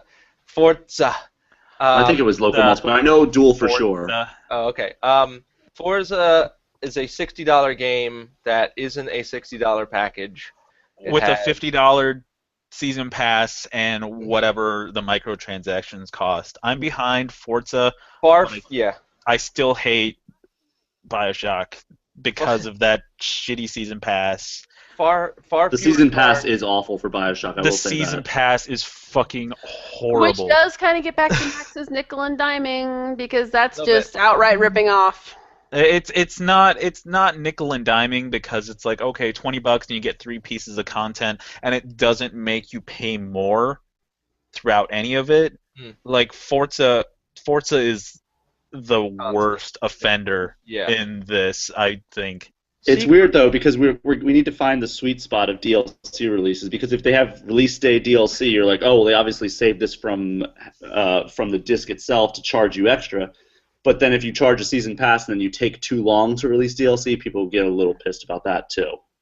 It's true, so it needs actually. To be a sweet spot, and they obviously haven't found it yet. Right. Well, the other problem with season passes that I find is that you buy it, right, because you're so excited because you just played this game and, oh my god, DLC! But usually by the time, like, the first DLC comes out, yeah, this is all great, but by the time the second and third piece comes out, you are so not even playing that game anymore. Happened to me with Gears 3. Gears 3 and LA Noire, both of those. Those are the only 2 season passes I've ever bought, and they're the only ones I will ever buy. Unless it's a game that I know I'm going to be playing a lot. Like Titanfall, if it turns out to be as great as I think it's going to be, I might buy the season pass for that, because I know I'm going to have longevity in that game. Or if like Rock Band had a season pass type thing, I would totally. Oh my god, that would rule. But yeah. Or like, like if Skyrim did a season pass, or if Dark Souls 2 for some reason decides they're going to actually get on the DLC bandwagon, I would do that, because RPGs you play forever, but yeah, most games, you're so over this game by the time the DLC comes out. So yeah, it sounds like we're all unanimous on Forza. Yep. Yeah. Next award. Congratulations, no thanks. Forza. Go fuck no yourself. Thanks, Turn 10. Piece of crap, Forza. I blame Microsoft more than I blame Turn 10. I also blame Microsoft more, but the next award is the Tech Demo Award for Worst New Console Launch Game. We have Knack, Killzone, Forza, Battlefield 4, and Fighter Within. Battlefield, more like Battlefooled for. I think that's what Jen said by accident, actually. I know, which is why I went with it. What? Why Killzone, Max? I've heard actually pretty decent things about that. The story, the single player is horrible. Multiplayer is fine. Single player is horrible. All right, Killzone is stricken. Yes. Killzone is stricken for having redeeming factors. It's fine. Yep. Killzone. Sorry. Apologies. Well, I mean, Forza has redeeming factors. It just has a ridiculous microtransaction system. That's true, but we're talking about worst launch game, like a game, not just one part of a game. So, Yeah. Killzone has redeeming qualities, therefore, off this list. Yeah. It sounds like Thanks, Gorilla. Knack is. It sounds like Knack's kind of been the unanimously bad game. Fighter Knack. Within and Knack are the only two I see as valid on this one. To be Knack. honest. I could make a good case for Battlefield just because it's I can make a good case for the fact that I've never had an issue with it. Really? Because Yes. I've had nothing but issues. Yeah. Not a single issue on my Xbox One copy, and That's I see everybody crazy. complaining about it. How often do you play? I've played probably about 10 hours of multiplayer, and my girlfriend's played probably, 15, 20 hours. Good lord, that's insane. We've Yeah, not that's a had a lot. single issue, maybe a little Right lag about here this. and there. Well, congratulations. Like Jen got the perfect Tim Tebow copy of Skyrim with no glitches, I must have gotten So true. the Tim Tebow copy of whatever game we're talking about, Battlefield 4. I didn't have any glitches in Skyrim until Hearthstone came out. Good. All right. That's great. But okay. So anyway, despite the case for Knack. Battlefield 4, it does have redeeming qualities. So it's basically down to Knack and Knack. Fighter Within. I think Knack is probably a better game, whereas Fighter Within was absolutely a tech demo, which lives up to the namesake of the award. Plus, it was awful. Yeah. So let's just Is that a say $60 Fighter game? Within. I think it's Let's 40. check. I think it's 40, but at the same time, regardless of whatever it costs, even if it were free, it would still be horrible because. Fighter Within is a $60 game. Whoa.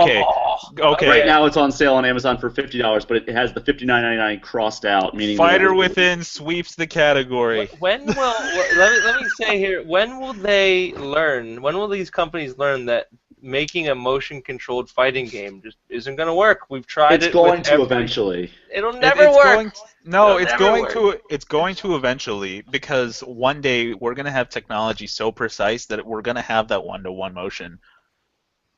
Kinect, I'm not a fan of Kinect, but we'll get into that later. We will. All right, speaking We of will that, get into that. Segue. Speaking of later, congratulations, Fighter Within. You are the worst tech demo. You are the worst Slapchop. launch title. The Slapchop Award for Worst Next Gen Feature is Xbox One's UI, aka Xbox One downloading, Xbox One's Kinect, the Facebook integration on PS4, Xbox One Party Chat, and the PS4 touchpad controller, which is yet again Sony telling us that you really want this technology. I like the touchpad. I think Yeah, I'm we sure could you probably do. get rid of the touchpad just because yeah. it's not as egregious of an offender as the Kinect. Yeah. Or as pretty much anything that the Xbox One is doing. No, I won't go that far. Okay, I there, won't go that fanboy. far either. I actually like the Kinect. I hate the UI.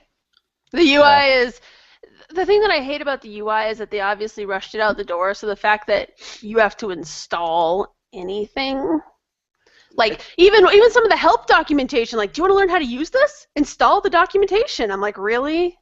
Not only that, I hate the absence of a pop-up guide. Everything has to open over whatever you're doing. Settings have to party opens up in Snap. Like everything. If you want to do anything, what you're doing is going to be interrupted. Yeah, that's one issue that I had. I was trying to watch football while playing Peggle 2 with Max over the weekend, and so I had football on Snapped while I was playing Peggle 2, and then Max said, "Hey, you ready to play Peggle 2?" So what I did was I had to go out to my friends, which closed out the Snapped TV, which as I pointed out to Max, the Snap TV app is about the size of a 3DS screen on a 42-inch TV. Yeah. And it's ridiculous. I don't know why it's a thing. And so I had to go out of the Snap TV app to go into Friends, go to Party to create a party and invite him. That snapped the party. Then I had to turn on Party Chat, which I guess could say that the Party Chat thing is an awful idea. And then it didn't even work then. And it didn't even work. It sat for about 10 minutes before it timed out. And then I had to close that once it worked, and then go to unsnapping that and snapping TV back to it. So it was just an unnecessary hassle. It sounds like we have a winner. It's right. So so there's that it's just not even user friendly, and it's a mess. Then because you have to open up all these things, it bogs down the system. So everything runs slowly. Everything's like chugging along in different sections of your screen, and it's like, come on, this is supposed to be the next step forward. I will say that, I was watching TV, and like while I was playing Peggle with Max, it was like the TV had bad frame rate. Yeah. Like, what was up with that? Like, Russell Wilson was running very slowly on my screen. It was like skipping across. The thing in the UI that I miss the most is the God menu. If you remember on Xbox 360, you just pressed the center button on the controller and the little God menu came up. And it'll show you everything that you can do. Mm-hmm. Yeah, no, that's we need not to return to anymore. that, I think. Now we have 3 user interfaces running simultaneously. And it's just, and everything about it. Thank feels you. It's called transfarring. Thank you, 3 gigs of dedicated RAM. It's not. It's just. I mean, I think my biggest complaint with it is that everything feels clunky, and like I complained that Windows 8 interface. If you don't have a touch screen, Windows 8's kind of a pain in the ass because it was designed for a touch screen. And I kind of am looking at the Xbox. I'm like, I still feel like this was designed for a touch screen. Well, Like, that's what Kinect is supposed to emulate. Yeah, Windows 8, more like Windows hate. But as far as I love the voice commands. Voice commands are my favorite thing about that system. The voice commands get in the way for me more than anything. Like I'll be like I said, I think I told you this, Max. I was playing Madden, and my girlfriend comes home from shopping, and she sits down and starts telling me about like what she was doing. It changed the channel in the middle of a play to the Food Network without any of us saying Xbox, without any of us saying Watch TV. It just changed the channel, and then I got it back, and then she continued her sentence after we shared a chuckle, and we. that's exactly how it was too. They elbowed each other like. It was more like cursing and awful things about the Xbox Kinect, and And then she called an audible on the very next play by accident, and I was just like, I was trying to run a 2-minute offense on Madden, and suddenly I'm running a QB kneel, and I'm like, come on. Yeah, that's true. I will say, I've said this before, that the voice commands could be the best thing and also the worst thing about the Xbox One, because when it doesn't work, you're like sitting there screaming at your TV, repeating yourself like an idiot, or someone just did something like you just described that changes everything. But when it works, it's really cool. I agree. It is great when it works, and I'm just sitting there. I'm just sitting there like eating chips or something like that, and I'm like, yeah, change to ESPN, and it's great because it works that way. I'm intentionally not saying it because I don't want to change the channel in the other room. I do like turning it off. I like that you just tell it to turn off, and yes, turn off, and it's off. I like that. I don't like that it turns itself on. Just saying Xbox on. Like we were talking about something, we were like, oh yeah, you can turn the Xbox on, and we're like, I'm gonna go ahead and quote the Polygon livecast when the console was released. Use the controller. It's faster. I don't think it's not true. It's not. It is for me. It is for some things. It is. For some reason, this is what drives me insane about the Kinect. The voice controls. It picks up my husband, no problem. It picks up my 5-year-old, my almost 6-year-old. If you've ever heard a 5 or 6-year-old talk, they don't talk that clear, and it picks her up no problem. But for some reason, for me, it's like passive aggressive against me. I think it knows because I don't like it. Because I'm always telling Jem, like whenever he's barking at the TV, I'm like, just use the fucking controller. And I always use the controller. So I think when I do try to use it, it's like, no, I'm not talking to you. I really wish I knew who it was that tweeted this, but they made the best comparison to how your tone changes as the Xbox is not listening to you. It sounds like you're talking to an increasingly disobedient dog. Like, sit. Yeah. Hi, Vanessa. Actually. So, all right. So it sounds like we're torn between the UI and the Kinect. Personally, I'm going with the UI on this. I'm going with the UI. I'll go with UI. And also, one more example of awful Kinect voice stuff. Need for Speed Rivals, which is my favorite next-gen game. I'll just be driving and I'll be talking like off to my girlfriend, and the map will bring up or the camera will swing around for no reason whatsoever, and there's no way to turn it off within the game. You have to actually disengage the entire Kinect in order to turn it off. But I think that's more on Need for Speed's side than the Kinect. Also, Max tweeted when he first started that you can actually turn each other's Xboxes off when you're Skyping with somebody. Yeah, it's pretty awesome. It's designed to not have an echo, so like it picks it up, so it's not transmitting like what you're saying and what's coming through the speakers. So it's not doesn't always work. So it'll confuse itself, and then it starts transmitting what's coming through the speakers. And then if any of you say Xbox, all hell breaks loose. Oh boy! Suddenly the Kinect turns into that guy, the Mayhem from the Allstate commercial. Yeah. You're good. All right, so congratulations, Xbox One's UI. You have won the Slap Chop Award. Party Chat gets lumped into that. Party Chat. Yeah, all lumped right. into Party the UI. Chat. Moving along. And connect by proxy. Let's just No. say, why not? Moving along. The All next award is the Steel Battalion Award for Worst Gameplay. This is our most crowded category because there were some good nominations in here. The first one is Aliens Colonial Marines. Woo. Remember Me. Woo. DuckTales Remastered. A new face. Disney Infinity. A new face. Space Hulk. Knack. Space Fighter Hulk. Within, and Sonic Lost World. What is Space Hawk? So Space Hulk, you may recall that Space Hulk was the game that Jen was practically pissing her pants over. I was so fucking excited for it. It was a Warhammer 40k game that came out for PC, and it was based off of a board game by the same name, Space Hulk.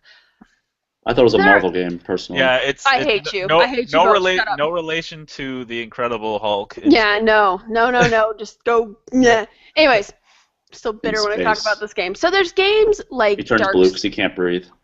No, the Hulk can do whatever. Anyway, Jen, continue. I'm good. So this is a hard one, but you know what? I'm gonna have to go with Disney Infinity on this category because as a parent who has a kid, making me basically Disney Infinity's target audience. They had the Disney licenses. They basically had just a built-in audience. All they had to do was make a game that played well. But why is Y the attack button? Yeah, exactly. The fucking primary action button is Y. Said nobody ever. I mean, what? So dumb. And the fact that everything is, and you have to everything about it, and there's no real gameplay in there. The toy box is not nearly as fun as they said it was going to be. I mean, it gets old so quickly. The toy box is great if you have a ton of time on your hands and you're into that kind of stuff. And a lot of figures. But but it's really geared towards adults who have a lot of time and really want to take that time. For kids, it's a little bulky. Yeah, that's yeah. So I go for that because I was so gravely disappointed because all it had to do, it had one job. I have not played Disney Infinity. I'm not exactly the target demographic, as Jen pointed out. I nominated Sonic Lost World because the level design is just god-awful, and the gameplay does nothing to... the way I've phrased it in my review is the gameplay lacks a lot, but the level design does nothing but accentuate the bad gameplay. But I think the Fighter Within probably is going to be my pick here, just because... Because Connect fighting game. Yeah, and Knack is repetitive and boring, and... I don't agree with Aliens Colonial Marines being on here personally, just because even though it was a very mediocre game all across the board, if there was any redeeming quality that was less mediocre than the rest, it was the gameplay. Yeah, it wasn't completely incompetent. Shooting mechanics, sure. Following around blips, gets a little tiresome. Even in shooting mechanics, even in shooting mechanics, it was still redeemable in some sense. So I mean, I'll agree that it belongs on the list, but I don't think it takes it home. I think not bad long shot. Knack is a 3D adventure game that is just 2 buttons. You're jumping, and then the combat is you're just mashing one button over and over. Yeah, but does it not work? No. I got bored playing the Best Buy demo. Yeah. We're not talking about worse gameplay. Doesn't mean it's not functional. It doesn't mean that it's not functional. Right. It just because let's look at Remember Me. The reason that we've put Remember Me on here is that the combat is dodgy. They tried to go for the Batman Arkham style combat, but it's dodgy as fuck. But it also doesn't work because it's like, oh, you won't break your combo if you dodge and attack an enemy, but every single time you'll break your combo. Exactly. I was pulling off monster combos in that game. Well, fuck you then. Because most people I know had the same problems that I had, and Really? I think also for gameplay, the other problem was that you were presented with easily one of the most gorgeous worlds, and I'm including BioShock Infinite in this. Remember Me had this beautiful landscape, this gorgeous world. It was intriguing. That Neo Paris. And Neo Paris and the invisible wall fairy visited overnight. Cool hallway, bro. Exactly. Like the level design, it looks like you've walked into this gorgeous mansion, and all you can see is the foyer. That game could have been perfect as like an Assassin's Creed clone, but no, not even close. No, so that was pretty disappointing right there. But I'm still sticking with Infinity. Next gameplay was a God of War clone, and with half the buttons. That's pretty bad. I don't know. I'm still in for Fighter Within just because Kinect fighting game. Okay, it's kind of hard to not get behind Kinect fighting game. True. Kinect always wins worse gameplay. Congratulations, Fighter Within. You win. Didn't win last the year. Steel Battalion fist bump. Did it win last year? Yeah, I guess it did. Otherwise, it wouldn't have the name of the thing. Sure. Steel Battalion was the worst gameplay. It was the worst gameplay of my lifetime. Of ever. All right. We have the next award we have up for the evening is the Bloody Torso Award for Worst Marketing Campaign.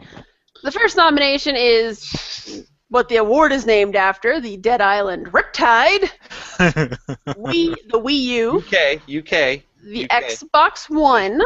Okay, great.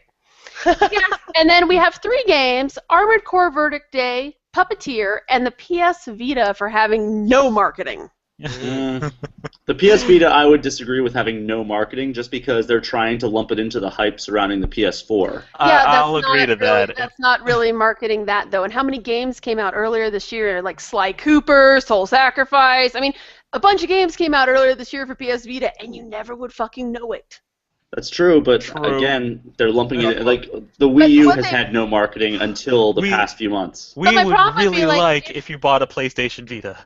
Please buy a PlayStation Vita. But could you imagine if they started advertising the 3DS as a peripheral for the Wii U? Like they took this. It doesn't need to though. Like, the Vita is not selling. Well, I know, but 3DS is printing money. What I'm saying though is last year the PS Vita was the next generation of handheld gaming. It was this is gonna be so big, this is so huge, it's the game. And this year, hey, it's a really expensive peripheral for PS4. No. No. Because they realize that nobody wants the next generation of handhelds. They just want Mario on the go. It's so true. And Pokemans. Pokemans. And Animal Crossing. And Animal Crossings, yes. New Leaves. I just want a street pass. I don't want to carry around the size of a freaking brick in my pocket. Yeah, show me anyone that didn't drop Animal Crossing huge. for Pokemon, and I'll show you a liar. Pokemans. I was gonna buy Animal Crossing, but then Pokemon came out a week later, and I said Exactly. But it sucks. It sucks because there were like Sly Cooper was actually a really good game for the Vita, and Soul Sacrifice we'll talk about later. There was a bunch of good stuff for Vita, and you didn't know. It's same thing. It was the same thing this year at E3 as it was last year. They had this massive Vita display. You never know. I don't think that Xbox One necessarily had an awful marketing campaign as much as it had awful PR. Yeah, I agree with that. Yeah, that's a difference. I think there's a difference between the two. And I disagree with Armored Core. Their commercials have been very good. I'll agree to that. I disagree with Armored Core being on here because nobody cared about Armored Core. That's true. Nobody cared because it didn't have any marketing. And it wasn't a good game. That's like saying I played that game. It wasn't good. Yeah, nobody That's like saying the regular show 3DS game didn't have any marketing. Yeah. Okay, well, there was a very small target demographic for that game. Right. On the other hand, Puppeteer is an awesome game, and Puppeteer has a special place in my heart. I really like that game, and I think it could have been something special, but no one ever heard of it because there wasn't any commercial. People or heard banner about it ad because or, everybody got because of butthurt reviews. about misogyny. What? Everybody, you didn't hear about that? Puppeteer? Yeah, you didn't hear about that? Everybody's No. like, oh, it could have easily had a female protagonist. Why didn't Every it have game a could female have protagonist? No. And then people way. were like, and then one of the developers was like, we didn't want a female protagonist. And everybody got freaking butthurt. Why isn't there a female protagonist? And I'm just like, who fucking cares? It's a this puppet. is what they wanted to do. Just leave them alone. That's strange. I didn't know that. Yeah, that was a thing. I did not Anyway, play Puppeteer. So I can't love- comment. it looks really fun, and I wish I had It's played awesome. it. The art design's amazing. Gameplay's really good. It should be on the Vita. I don't know why it's not on the Vita, but it's awesome. I love everything about For the it. same reason that Journey and Flower and Okami. Well, Flowers on the Vita. Flowers on the Vita. Is it on the I Vita now? I did- knew it was I coming. didn't- I didn't know if yeah, it was I on And there. the PS4. I didn't mean Flower. But like a lot of the other PS2 classics, like the reason that they're not on the Vita because Sony apparently doesn't want the Vita to do well. Yeah. Yeah. I would love to take a No, lot of they those wanted games to go. They want it to do well on as a controller for the PS4. Ooh. Yeah. They said. Well, can you play? This is kind of getting off topic a little bit, but with the Vita, can you play your PS4 games on the Vita when you're not on the same network as the Yes. PS4, but you are? Yes, you can. As long as you're on a Wi-Fi network. Any Wi-Fi, and you can. do Yeah, it. Yes. that's the thing you can do, and your PS4 has to be on. So It can remotely be turned on though. yeah, exactly. So I think that the That's fact that there's still confusion about whether or not the Wii U is a controller for the Wii speaks volumes. I'll agree to that. Yeah, I'll agree to that. Yeah, that's true. People still seem to think that the Wii U, like, you can buy the touchpad and that turns your Wii into a Wii U. I think that's why they haven't started selling the touchpads, or haven't. That's a very good yeah, point. that's true. That's true. Well, for one, there's no two-pad support, and for two, Right. it's like people still don't know. Yeah, I think the two-pad support's never coming, to be honest. Never They happened. they did say this year, but that's also a thing that Wait, this year as in 2013? as in 2014. Oh, this coming year. Sorry. Oh, I was going to say, You mean once they the got Wii is 3 weeks. discontinued? Yeah, so it's like two problems are holding it back as far as implementation. It's like one, the support's not there, and two, it's like the frame rate drops whenever you're using two gamepads, which is kind of weird to think about, but I'm not sure why. It's also weird to think about the Wii U has the fewest frame rate problems out of all the next-gen consoles, and it's the least powerful. Nintendo doing 1080p better than the Xbox One. So are we, it sounds like we're all kind of Wii across U? the board here. Wii U? I will either back the Wii U or Dead Island Riptide just because it's like, oh hey, look at this thing, and then it's like, oh, it's not that bad, except that it's the severed torso, boobs. Yeah, Yeah, I'm going to say Wii U. I'll go with I'd say Wii U. edges I'll go out with Wii U. Dead Island. Yeah, Yeah, I'll back yeah, I'll back yeah. the Wii U. The fact that you have a next gen console that's still mistaken for peripheral is fail. And the Yeah. fact that it gets outsold by both the PS4 and Xbox Well, that's One. to be expected, though. No, it Yeah. still That gets outsold fast? by the That's to be Wii. expected Okay. that fast? I don't think it's to be expected that it did that quickly. It did it still in 2 gets days. outsold by the Wii. I think Kyle pretty much summed that up with the Wii still outsells it. That's not good. Yeah. So our next award is the Shark Jump Award for Worst Story. This year's nominees are Remember Me, BioShock Infinite, Aliens Colonial Marines, Rise, and Aw. Beyond Two Souls. Oh, I'm going to going to scratch go- off Rise. I'll scratch off Rise as well. I think that I won't back Rise with that. just because of the fact that it's at least linear, and even though it's insipid, it at least makes sense. yeah, it's Yeah. enjoyable. It's not. It might not be the most original story, but it's enjoyable and it makes sense. That's 3 votes. It's gone. Yeah. So Rise, Deuces you Rise. dodged this bullet. Yay. So as much as I have just lambasted BioShock Infinite and it's stupid. Its story is fucking stupid. The whole alternate dimension Terra thing makes zero sense. They didn't think it out. It's fucking dumb. My vote goes to Aliens Colonial Marines because this fucking game shat on an entire movie franchise. Not only was this game story bad, but it also An ruined okay movie franchise. the movie. Whoa. Okay. Hold on. Wait, how many movies have there been? Before somebody explodes. How many movies have there been? Before somebody explodes. Okay. So Aliens. How many great movies have there been out of those Aliens movies? was pretty much ruined when Aliens 3 came out. But the thing, exactly. is that Aliens Colonial Marines was pegged as being the actual. Remember, because when they were hyping it, they were like, "No, this is the real sequel to Aliens." Yeah, it canonically takes place after Aliens. And the fact that they shat on Aliens, which Aliens is one of the greatest action movies to come out of the 80s. True.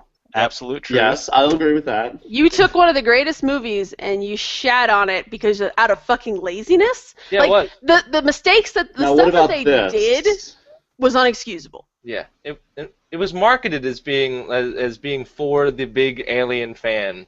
If you love Alien, you're gonna love what we did here. This is gonna be the first, because everybody hates Alien 3, right? And everybody acknowledges that ruined Aliens. But this was gonna go and fix that. And I remember watching the interview with Randy Pitchford where he said, "No, this is gonna go and fix that." Mm-hmm. Yeah. Okay. So our front run. So even as much as I hate BioShock Infinite, I'm gonna go ahead and back Colonial Marines just because I agree on the fact that it took a big dump on Aliens, which is inarguably one of the best action movies of the 80s. Yes. Yay, Aliens. Yes. The first two are amazing, and like I said, after that it just turns to crap. And I would actually be okay with, like, Aliens Colonial Marines wouldn't be so bad. It wouldn't be so egregious if it took place after Aliens 4. Or if it took place after the fucking Alien versus Predator movie. Like, that wouldn't have been so bad. But the fact that, again, and Randy Pitchford, this is solely on him. Because he gave the interviews and he was like, this is going to go back and fix Alien 3. It's going to go fix Resurrection. It's going to fix all the things. It's going to be the spiritual sequel. It's going to be what people want. Hex! That's all I'm going to say! Yep. God damn it! Yep. A pox upon you, Gearbox. A pox upon your firstborn child! No, we don't want to hurt the children. No, not for their sins. That's true. Not for their sins. They're sinful. Wow, I actually argued my way into something for once. Congratulations, Aliens. Yeah, Aliens. And also, if it takes place after Aliens, or is it after Aliens? It's after Aliens. So. Okay, so the plural one. All right. Yes, so why don't they know by now that if somebody has had the face hugger on their face, to kill them immediately? No, because everybody died except for Ripley. Yeah. But shouldn't that be spread across the galaxy? No, because she's in cryostasis. She's in cryo. Yeah. She's the only. She's still the only one who knows. Yeah, she's still the only one who knows. That's one of the plot elements that was okay. But Bishop, who is a different Bishop from the other ones, hints at knowing something, but he shouldn't know anything. Remember, he hints at knowing something about these creatures. And the problem with that is that the real Bishop from Aliens is in cryostasis as well because he got ripped in half. Yeah. Right. This is a whole new Bishop, but he somehow knows something about it. Apparently there was Wi-Fi. It's so dumb. Hey guys, remember when the movie said that Predator was actually farming aliens for hunting? Yeah. Yeah. What about it? That's it. Okay.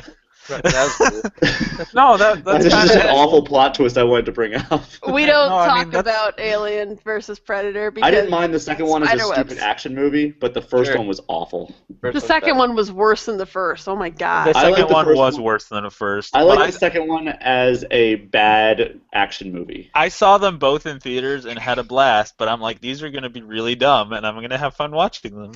The first one, I can actually get behind the first one for its bad campiness because giant spider webs in Antarctica. That was my favorite part. Yo. Okay. Anyways, so two more categories. Two more categories coming up on our last year. We have the Smoke Monster Award for Most Overrated Game. Is that wait? Is the title of that supposed to suggest that Lost is a really overrated show? Yes. I agree. Everything turned out better than expected. I thought Max was going to go into a violent rant just then, but no. Yeah, so I'm like nodding because I'm like, please don't attack me. So anyways, Bioshock Infinite, Injustice, Gods Among Us. I still always want to say Amongst Us. Super Mario 3D World, Call of Duty Ghosts, aka Call of Duty Doge, and Doge. Soul Sacrifice. Doge.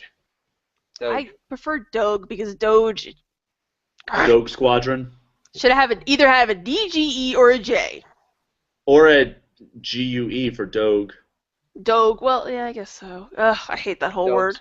Doge. I hate that word. Actually, I hate that word, and I still hate. If a lol GIF. speak, I hate. It's GIF. I hate Kite because that makes no sense. Anyways, Kite. so this Kitana. is. These are our overrated game awards. Call of Duty, Soul Sacrifice, Super Mario, Injustice, Bioshock. I think it's obvious where my vote's going. I don't agree with any of these, except for maybe Call of Duty. I don't think Ghost should be on there because I think everyone kind of accepts that that's not a great game. I agree with really that. overrated? I think pretty much everyone just accepts the fact that Call of Duty is Call of Duty. Mm-hmm. Oh, Dog of Duty. I think Bioshock is overrated in the fact that it's not in my top 5 games of the year, but it is in my top 10 games of the year. Injustice Gods Among Us, I think, is a great fighting game. It's my fighting game of the year. Super Mario 3D World is one of my... It's in my top 3 games of the year. Call of Duty Ghosts is awful. And I didn't play Soul Sacrifice. Okay. Right. I will defend my nominations. Injustice Gods Among Us is a good game, not a good fighter. The controls are not good, stiff, and imprecise. Did you like Mortal Kombat? I agree with Max that it is sticky. As far as like a fighting game is concerned, it's not smooth at all. No, really bad. Like even if you watch competitive, You like Tekken. It doesn't even compare. Tekken is much smoother. Yeah, no, Tekken is the worst, most Brian, stiff fighting game you ever. don't know what you're talking about when it comes to Tekken. I hate Tekken. I played a good amount of Tekken with Max. Yeah. And I'm not like a fighting game aficionado at all. I play them like constantly, but I'm really awful at all of them. But like even I'll admit that that Injustice is really sticky. Yeah, even if you watch like high level Injustice, like you can watch the characters or the players try to hammer out like a special move, and you just see their guy just crouching like up and down because it's just not performing the move. It's not smooth at all. Like that's what a fighting game has to get right, and it doesn't get it right. But I don't believe that it's overrated. I think it's decent, but I don't believe that it's overrated because people acknowledge that there are problems, but nobody's hailing it as like, oh wow, this is the greatest fighting game of all time, and nobody's really saying that. That's a good segue into my Mario 3D World nomination because yes, do tell, Max, do tell. Specifically, this goes along with the definition of overrated. I do not think that 3D World is a bad game. I think it's a very good game. But I've seen language on Twitter and reviews that this game is better than Mario 64. This game is better than Super Mario World. It doesn't even come close. It's not. I've never seen anybody say it's better than Mario World. Yeah. I've heard people say it's their favorite since Mario World, maybe, or Mario 64, but I've never seen them say it's better than those games. Better than those games. But who are you talking about? Is this reputable people, or is this the rhetorical people who are like, oh, everything Xbox 360 has ever put out is awful? This is from a review. I have yet to see anybody hail it as like the best Mario game, but I've seen people say that it's very good. And the problem I have with this game and why I was kind of disappointed with it is because we already had 3D Land, and we've already had New Super Mario Brothers, and we've already had both of those series revamped for the Wii U. So this is just a second revamp. I want a new single-player Mario game, and I'm sick of these they're party games. It's a party game. It's a really good party game, and it's fine. It's just not as great as everyone says it is. It really is a brand new Mario game. It's just, it's not, it has multiplayer built in. It's not necessarily a revamp of Mario 3D Land. It uses similar mechanics or the same mechanics even. It's just not, it doesn't mean it's not a new Mario game. Mario Out in World used 30 very similar are they- mechanics to are Mario any of them 3. new Mario games? It's all the same fucking game. Galaxy is absolutely a new idea, a new direction for Mario game. Absolutely. Oh, you're right. Mario in space. Yeah, That was real fucking hard. Mario in space. Platforming with gravity. Balls. Oh man, yeah. So what was that? Mario 3D World is as much of a new Mario game as New Super Mario Brothers U was a new Mario game. Technically, it's a new Mario game, but it's just a revamp. It's just a next gen version of a game we already have. Hold on, are we also striking That's Soul incorrect Sacrifice? because Mario. Because I don't think that was. No, overrated. I haven't played it, so I. All right, Okay. fair enough. So I think really we're That down just to... completely. I'm still going with BioShock Infinite on this because, and I can argue this without sounding like a total hater, even if you really liked the story because you're fucking retarded. Oh, I'm Or sorry. you really didn't I'm like it sure. because you're jaded. No. No. If Or you're really you're- wait, if by jaded you mean tired of being rehashed the same old shit over and over, yeah, I guess I'm picky like that. My The first gameplay sci-fi story. The gameplay itself was really nothing that spectacular. It was pretty much You mean like the BioShock first It's 1. BioShock? No, it's Call of Duty. It's Call of basically Duty. BioShock 1. And the other problem that I have with the other problem that I have with the story, and this is something else I'll throw in here for overrated game. Or no, I'll save that for. Yeah, no, I'll throw this in here for overrated game. So because the other thing that I've been meaning to say is that you have the elixirs, right? In BioShock Vigors. 1, the Vigors, it made sense in BioShock 1 because they were part of the story and you get to see this downfall.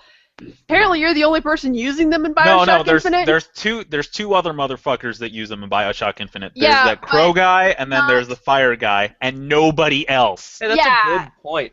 That's I've really never heard that. stupid. You've never That is a heard good that? point. No, there's I've two never heard motherfuckers in that. all of Colombia that use those Vigors. That's And they're hilarious. like, So oh, why hey, are they everybody there? uses these, and then it's just two fucking guys in the entire game, And and so- nobody's using the lightning one, nobody's using the possession, nobody's doing fucking anything else with those, even though they're completely stolen from Rapture. They're stolen from Rapture. Mm-hmm. Like, in-game, they're stolen. Yeah. So I think what I'm saying there is that it really was like those serve no point to the story. Nobody else is using them, so they're just there for you because hey, this is a BioShock game. So I feel like I just feel like the gameplay was pretty much let's just make BioShock 1 but in the sky with a dumber And that story. That was the idea. That was the concept art. It's like, let's take Rapture and put it in the sky. Yeah. So that's Is why I that think not that what game fans is that wanted? overrated. I'm sorry, Brian? Is that not what fans wanted? They hated BioShock 2, so why not return to the formula that made it so successful? No, in the I first haven't. place? I have an Don't idea. Why don't you you- leave it alone? Yeah, you see, BioShock is Just leave the fuck alone. BioShock is the franchise that never needed one. Exactly. It's like Psychonauts. Like as much as everybody says that they want a Psychonauts 2, and even Beyond Good and Evil 2, and I will continue to say this, much as people want another Beyond Good and Evil 2, you don't need it, and you don't need another Psychonauts. You need another Bulletstorm. Yeah, it's like saying, hey, we need another Shadow of the Colossus. But Yeah, at the exactly. same time, it's like, why would you need another Shadow of the Right. Colossus? By I will- itself, it's fine. I will So forever. that's why I'm saying BioShock is most overrated. Yeah. Because I'm always. BioShock Infinite, by and large, is the most overrated game this year.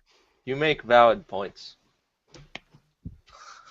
I can't argue with that. The vigor thing. That's really funny. No, That's one aspect of a Not good only was game. Not only was the vigor thing stupid, but the weapon system in that game was stupid as well.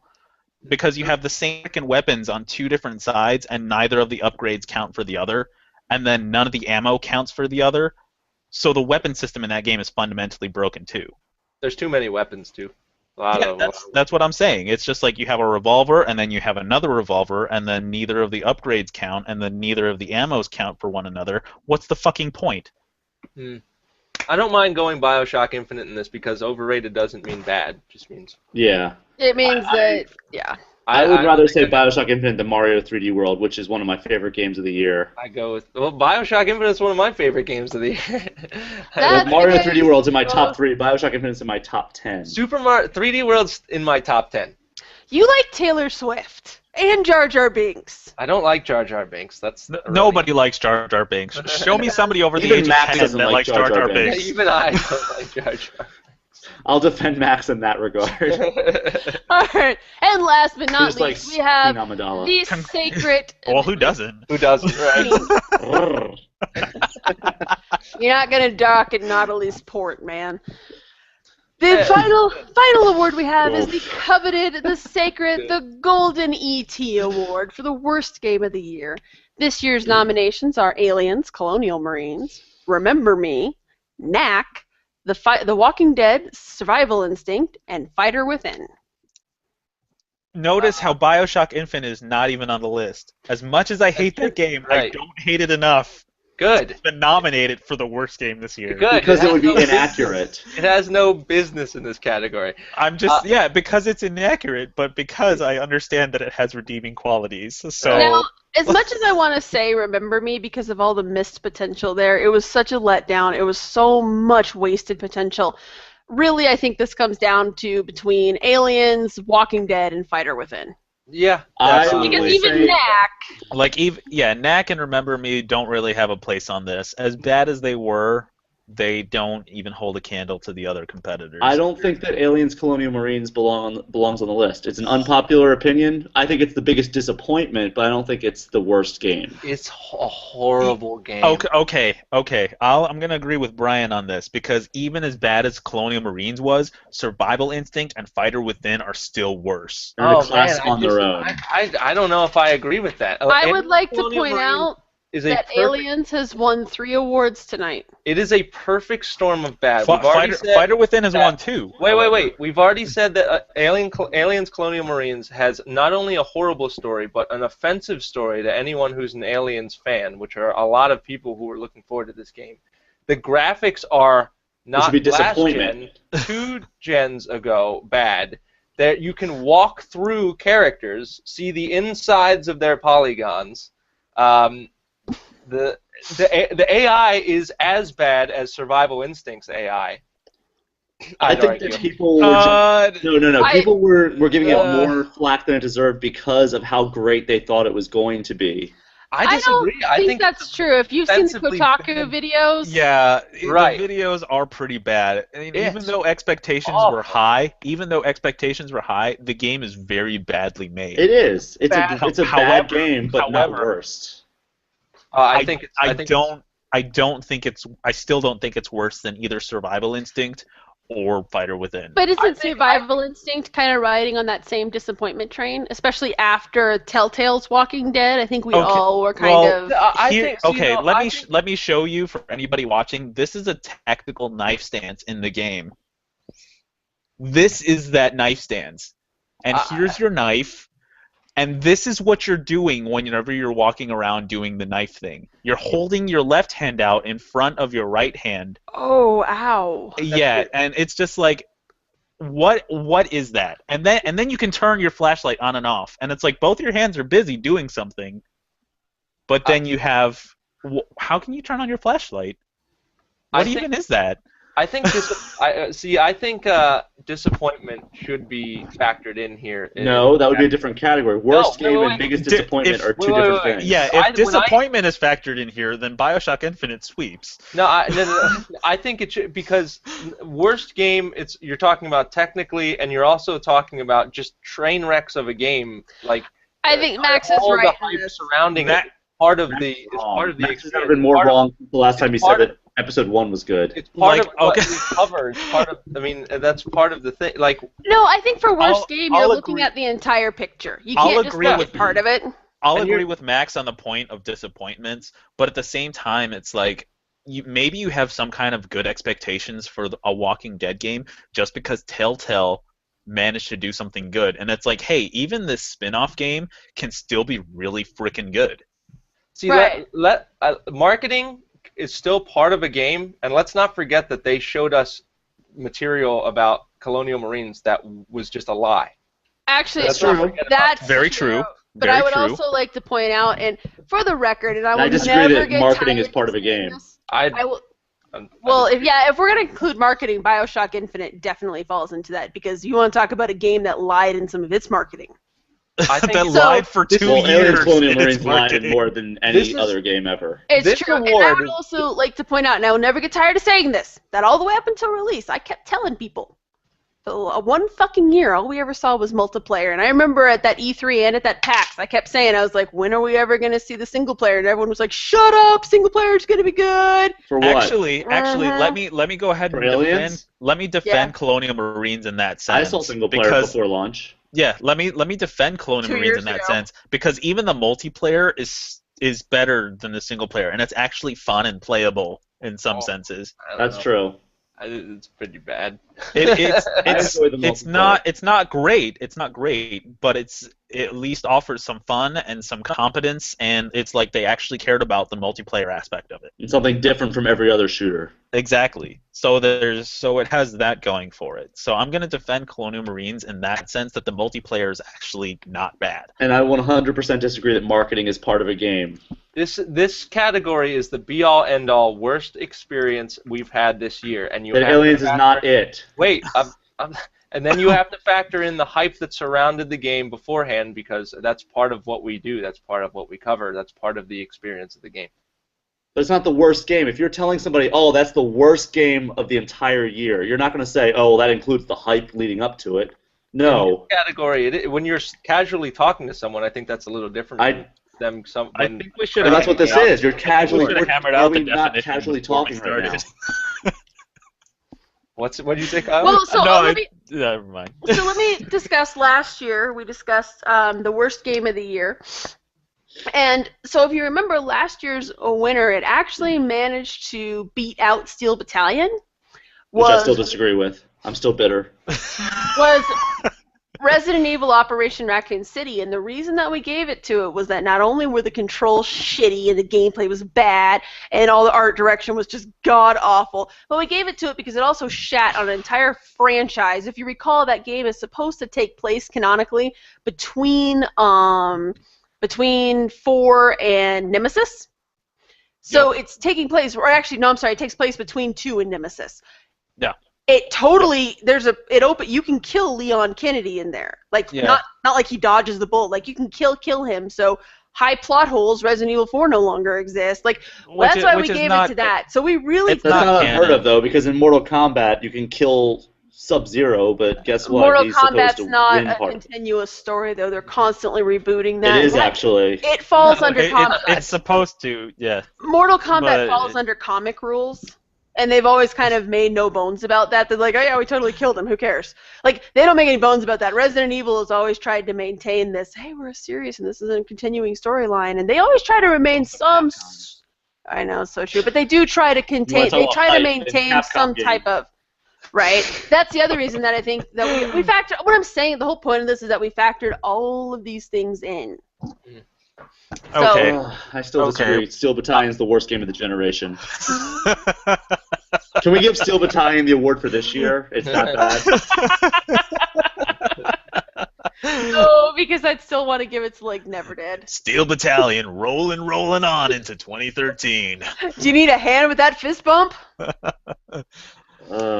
It's true. All right. So we're really waffling here between. It sounds like Survival Instinct and Aliens: Colonial Marines. Well, even well, let's not forget Fighter Within in this because of casual racism. That sucks. And the fact that it's a fighting Kinect game. That's true, but I don't know. See, expectations. But I agree. Expectations don't matter in this category. We disagree. I'm going to agree that even though we expected Fighter Within to be bad, because Fighting Kinect game, it also loses several points just because every idea into that game is just awful. Every single one. And stuff like you would say you're a casual fan and you see clips of Fighter Within or Walking Dead. It looked like crap from the beginning, so you're not going to spend $60 on it. If it looks like crap in the beginning, then why wouldn't it be an instant front runner for worst game? Well, hold on. That means it's crap all over. They can't even hide the crappiness. It's so bad. Aliens Colonial Marines is worse because it robbed people. It showed people stuff that wasn't in the game. It got people excited, and then it gave them something different. Both of you it's worse. Both of you have very valid points. And Fighter honestly, Within and I Walking think Dead Survival Instinct, they couldn't even hide the crappiness. It was that bad. I That think, makes it instantly worse than Aliens. and I think Max is presenting a great argument, and I'm swaying towards him that Aliens Great. Colonial Marines not only has like really awful aspects, but at the same time it had such huge expectations, such grandiose marketing that it was such a fantastic letdown at the very end. And while it does have redeeming qualities, like the gameplay is not horrible, and even multiplayer manages to be fun at times, even with that, it still loses out just because it has so many things wrong with it and takes an entire fan base and just dumps on them. Yeah. Well, and I think that's something that needs to be mentioned is that not only was it overhyped, it's an Aliens game. Like, it's basically written for you. So many great games in the Aliens franchise. That's what this was supposed to be. But that's the thing, is that this is what this was supposed to be. The one on the DS was really freaking good. The one that Way Forward did, that was really good. But I mean, what I'm saying is that you had this built-in audience. But you could almost make. Wait. Let me present this. Somebody comes up to you and says, "All right, I have $60. What should I buy? Aliens, Colonial Marines, or Fighter Within?" What do you tell them? They're dead set on one of those two games. Oh, I'm gonna tell them Aliens, Colonial Marines because it has its redeeming qualities. So you would say the Fighter Within is a worse game than Aliens, Colonial Marines. We have different definitions of what the word's supposed to be. So Max, what would you tell them? What would you tell them? If it was Fighter Within or Aliens, Colonial Marines. I would, because Fighter Within isn't fun in the slightest, and it's a broken game. Exactly, it's a worse game than Aliens. I've already told you. We've already established that we have different definitions of what this award is supposed to be. Is Fighter Within a worse game than Aliens, Colonial Marines? We're going back and forth. Question. I already did. I already told you that. But yes. I already also said that we have different definitions of what this award is supposed to be. You also said that they couldn't hide the crap that was The Walking Dead and Fighter Within. They couldn't hide the crap that was Colonial Marines either, so they just lied. I love that this is happening, by the way. This is fantastic. Tell me. This goes back to last year's discussion, though, because we ended up giving it to Raccoon City because of these reasons. Which I still disagree with because Steel Battalion is a worse game than Raccoon City. Right. I think that Steel Battalion was the worst game in the iteration, but it wasn't the worst game of last year. It doesn't make any sense. Thanks, Jen. We covered video games before honestly, we covered video games more before they released than after they released. Honestly, I would say that this is like a three-way split because all these games are so freaking bad that nobody should ever spend money on them. Video where cats are animated. Hey, so actually, using Brian's and Max's arguments here. So think of this, Brian.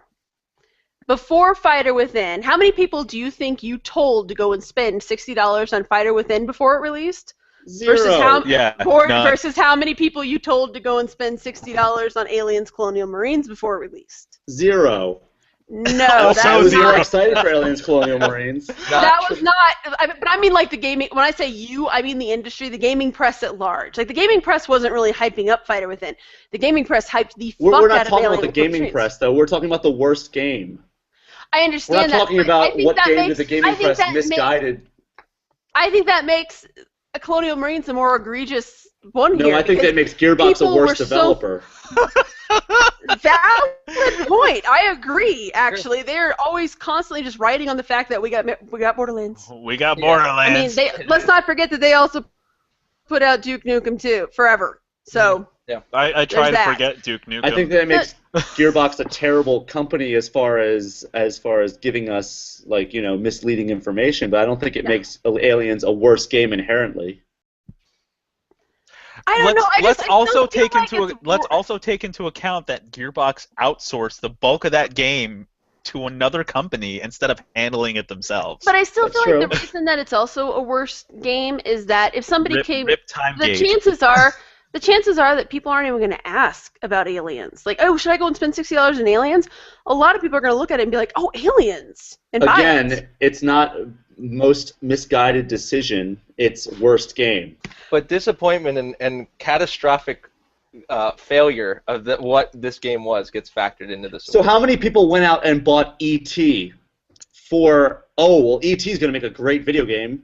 A lot of they were people, I'm disappointed sure. because it was a terrible video game. Not a lot of people people spent out. because they mostly got buried in the desert. Yes, right. But it was an awful not game. that many, but people still bought it. We're not naming it the E.T. Awards because E.T. had all this hype pre-launch. We're naming it the E.T. Awards because it's considered by many to be the worst game of all time. Can we agree that 30 years ago was a little different landscape on the hype factor?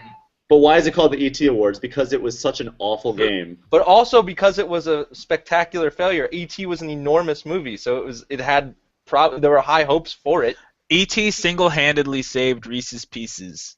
If it was, the game itself caused the video game crash of '83. And if it didn't have the E.T. name attached to it, if it was some brand new character, it wouldn't have been the failure that. So Max, were there worse games? Were there worse games than Aliens: Colonial Marines? We've already established this. I already told you there were, but you have to factor in other. Then worst is not a title for a game that had worse games. You're not getting this. You're not getting this. I've already told you there are worse games, but it's not my fault that you don't understand what this category means. The category is worst game. Here, let me try screen cap it. Apart. You just cap that it says worst yelling game. over our arguments. This isn't. Oh my god. Okay, so wait. Let's define here. Fine, Jen. Both Brian's and Matt's, Max's arguments have validity. Both they of them. do, which is what makes this frustrating. If we defined it as a biggest disappointment or biggest letdown, then yes, give it to Aliens: Colonial Marines. This is a summation of everything we just went over, and biggest disappointment was a category. So yes, it's factored in with that. Yeah, because we had most overrated, and if biggest disappointment factored into this, then BioShock would still would be in this category, but it's not, however. But BioShock, I still, as much as I don't like it, I understand that there are stupid people out there who like bad writing. So okay, but there's nothing about. I love. We're only kind of sorry, Drew Holmes. I love Drew Holmes. Drew Holmes is the doll. I don't think sorry. I'm willing to bet that all of Drew Holmes. I enjoyed the story of Drew Holmes. We're not stupid. We're not sorry. We're not sorry, Ken Levine. I'm not sorry at all. No, I've seen the art book. I can see the shit that got on the cutting room floor. They should be ashamed. Anyways, point of this is. I like BioShock Infinite. I know it's going to suck. You also thought that Dead Space was too hard, so I'm just throwing that out there. You're the kind of guy that plays Fire Emblem on casual. I would play Fire Emblem on casual. Yeah, I think I probably would, actually, because I'd rather enjoy my games than hate them. So, point of this is that it really sounds like we're down between Fighter Within, because the Walking Dead Survival Instinct, it looked pretty bad beforehand, and I think probably a lot of people picked it up because of Telltale, but it looked pretty bad, and people were pretty much lambasting it. I mean, that was... I think a lot of people probably would have checked on that beforehand. I don't know. It sounds like Fighter Within and Aliens are two big ones that we're waffling on, because it really depends on what the definition of worst is. And as I've already explained from last year, we went Operation Raccoon City because we factored in so many things, and I know that Brian was the silent protester, and that if I'm not mistaken, he may have left and got you either got a bottle of Jack or a bottle of Maker's Mark to make Maker's Mark. It was Maker's Mark. It was Marker's Mark. I drank straight from the bottle. Marker's Mark. Marky Mark. Marky Mark. Marker's Mark in the Marky Mark and the Drunky Bunch. I'm not even drinking tonight. I need another beer. I guess what I'm saying is that I'm kind of leaning toward Aliens on this. I'll still disagree. I'm gonna have to agree that I think, as far as if we factor in disappointment and overall badness, Aliens takes it home. Because I don't think anybody had expectations for the Fighter Within. Yeah, and but the name of the award is worst. Let's not forget that it was so bad that they lied. That they showed gameplay that didn't exist. It was so bad they lied. And I have to agree with Max on that. It is so bad that they lied. Yes, I agree with that too. And then they got backlash for lying, because they had to put a disclaimer. They had to say, this isn't actual gameplay footage. This is from like trailers and the PC version. Your game isn't gonna look this good on your game console. They told me it was actual gameplay footage when I saw it, actually. And it was on PC. No. We're talking about just the content of the yeah. game. Like, even just the content was all they had to come back and be like, okay, this isn't actually in the game. Like, it wasn't even just like, oh, look, the graphics look better than yours. Because when you go to E3 or when you look at trailers, it's all PC game footage, right? We expect that. This was like, they just pulled shit out of their ass. Right, it wasn't a PC. It wasn't. It would be like if I showed you a preview for Titanic, but then I used, like, footage from Pearl Harbor or something. Yeah. And was like, okay, this isn't really what's in the movie. Exactly. Like, I mean, or I guess vice versa. I would love to see the Japanese bomb Titanic. Or I guess I'd be like, if you did like the preview for Pearl Harbor, but you use footage from Titanic, like you would have to put a thing at the disclaimer at the bottom of the trailer saying "not actual movie." Like, what?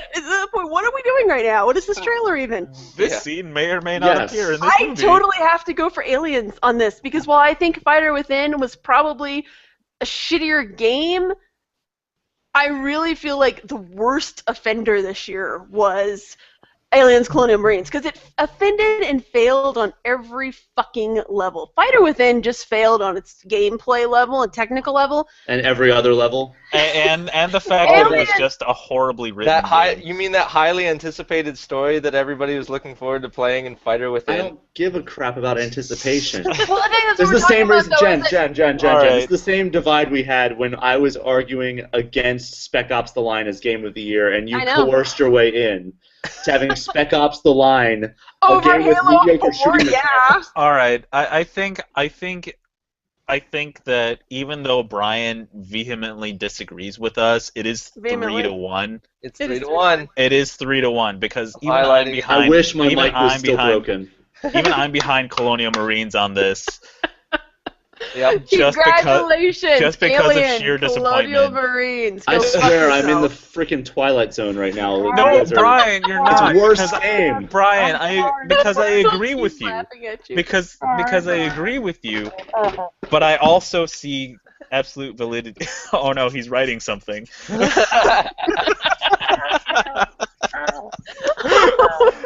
He's probably just writing "fuck you." I'm sure, yeah. Well, what is it? Worst game. Worst being the key word there. There's context that you're not seeing within those words. But yeah, that's the thing. Is like, what is the definition of like the Okay, worst? Because like now, to me, what I is mean, the what worst we're would be saying is that there's nothing worse than it. Now, Max think already about it. said there's something Now, worse than Aliens. wouldn't you say that Nickelback is like the worst band ever? No, because there's Well, worse why bands not? than it. Yeah, but like, think about it. I Like, know it's their most Everybody overrated likes band them. ever. saying that Factor in their Nickelback popularity is and horrible. and the people in the band are fucking terrible. Like, have you ever read a story Yeah. that you're like, okay, the guys from Nickelback aren't bad. Their music sucks, but they're not bad. Like, Actually, like yes, I I don't have like. heard that. I've heard that Chad Kroger's not a terrible douche. But it's like we can think about like Was that article written by Chad? Yeah, no, he's not like. No, I've heard him on a radio interview. He's actually yeah, not but a we can Yeah, he's also not be like like, Scott okay, Stapp. well, Ronnie Radke from Falling in Reverse is just like a horrible douchebag. Yeah, he's not like. It's not like Scott Stapp from Creed. I mean, Yeah, and it's just like Okay, so then we agree that even Creed's one of the Creed- worst bands. Yeah. No, because there's still worse bands. yeah, But because even Nickelback is worse. Because than the definition Creed. of worst is there's nothing worse. No, but there's other factors at work. I mean, there like, besides just the whenever worst. you use that phrase, like when you say, you're like, oh, that's the worst, right? Like, you're factoring so many things into You're factoring that. in there's nothing worse. No, that's not necessarily true. It's- A lot of it times you're is. factoring other things into it, like Correct. Battlefield Earth or something like that. Like, there's a lot worse movies than Battlefield Earth, but I think a lot of people generally consider that to be one of the worst movies because there's so much disappointment and so much fail in that. And that's really the level of fail. And I think Aliens Colonial Marines this year was the worst offender because it fucked up on every fucking level. Mhm. And It's just not think, as bad as and- you guys are painting it. And I'm No, just gonna it's say fun. that. Go back and play it. It's horrible. Even though Battlefield really. Earth, even though It's a bad Battlefield game. Earth is bad, even though Battlefield Earth is bad, things like Monos, the Hands of Fate exist. But Monos the Hand of Fate is good in a campy kind of way. Like you can watch that movie and find it hilarious. But Kyle, Battlefield Earth is real hard game? to even find funny about. But only because like things like Mystery Science Theater exist, because they made that. They're like, wow, this movie is so bad it's good. Let's make fun of it. Yep. I'm talking to three crazy people. That's actually one of the only Mystery Science Theaters I've never seen. I've actually never seen that one.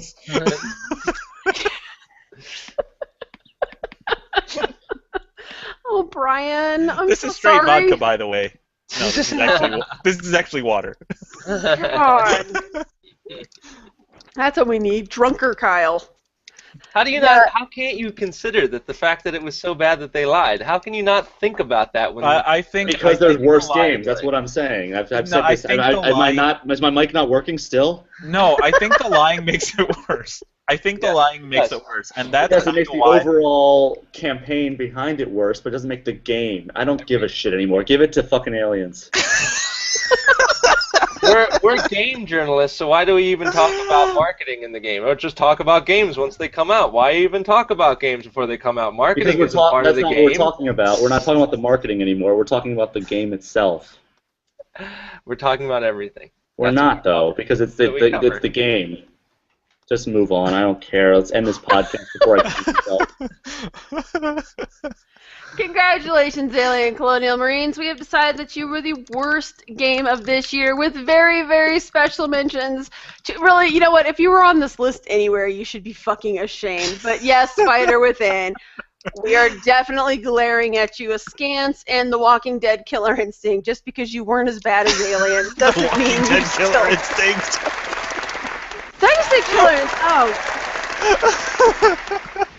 I give up at this point. I'm with Brian. We're over here. As always, I'm your host, and Dozier. You can... Whatever. Thank you for joining us. Is this the Big Bang Theory? We should have had these out from the beginning. Oh, we should have. No, the Big Bang Theory would win my award for worst movie or worst TV Oh God, series. that is the worst. The Big Bang Theory wins the award for the worst game this year. It's the worst of everything. All right. Thank you for joining us, and we hope you all have a wonderful evening.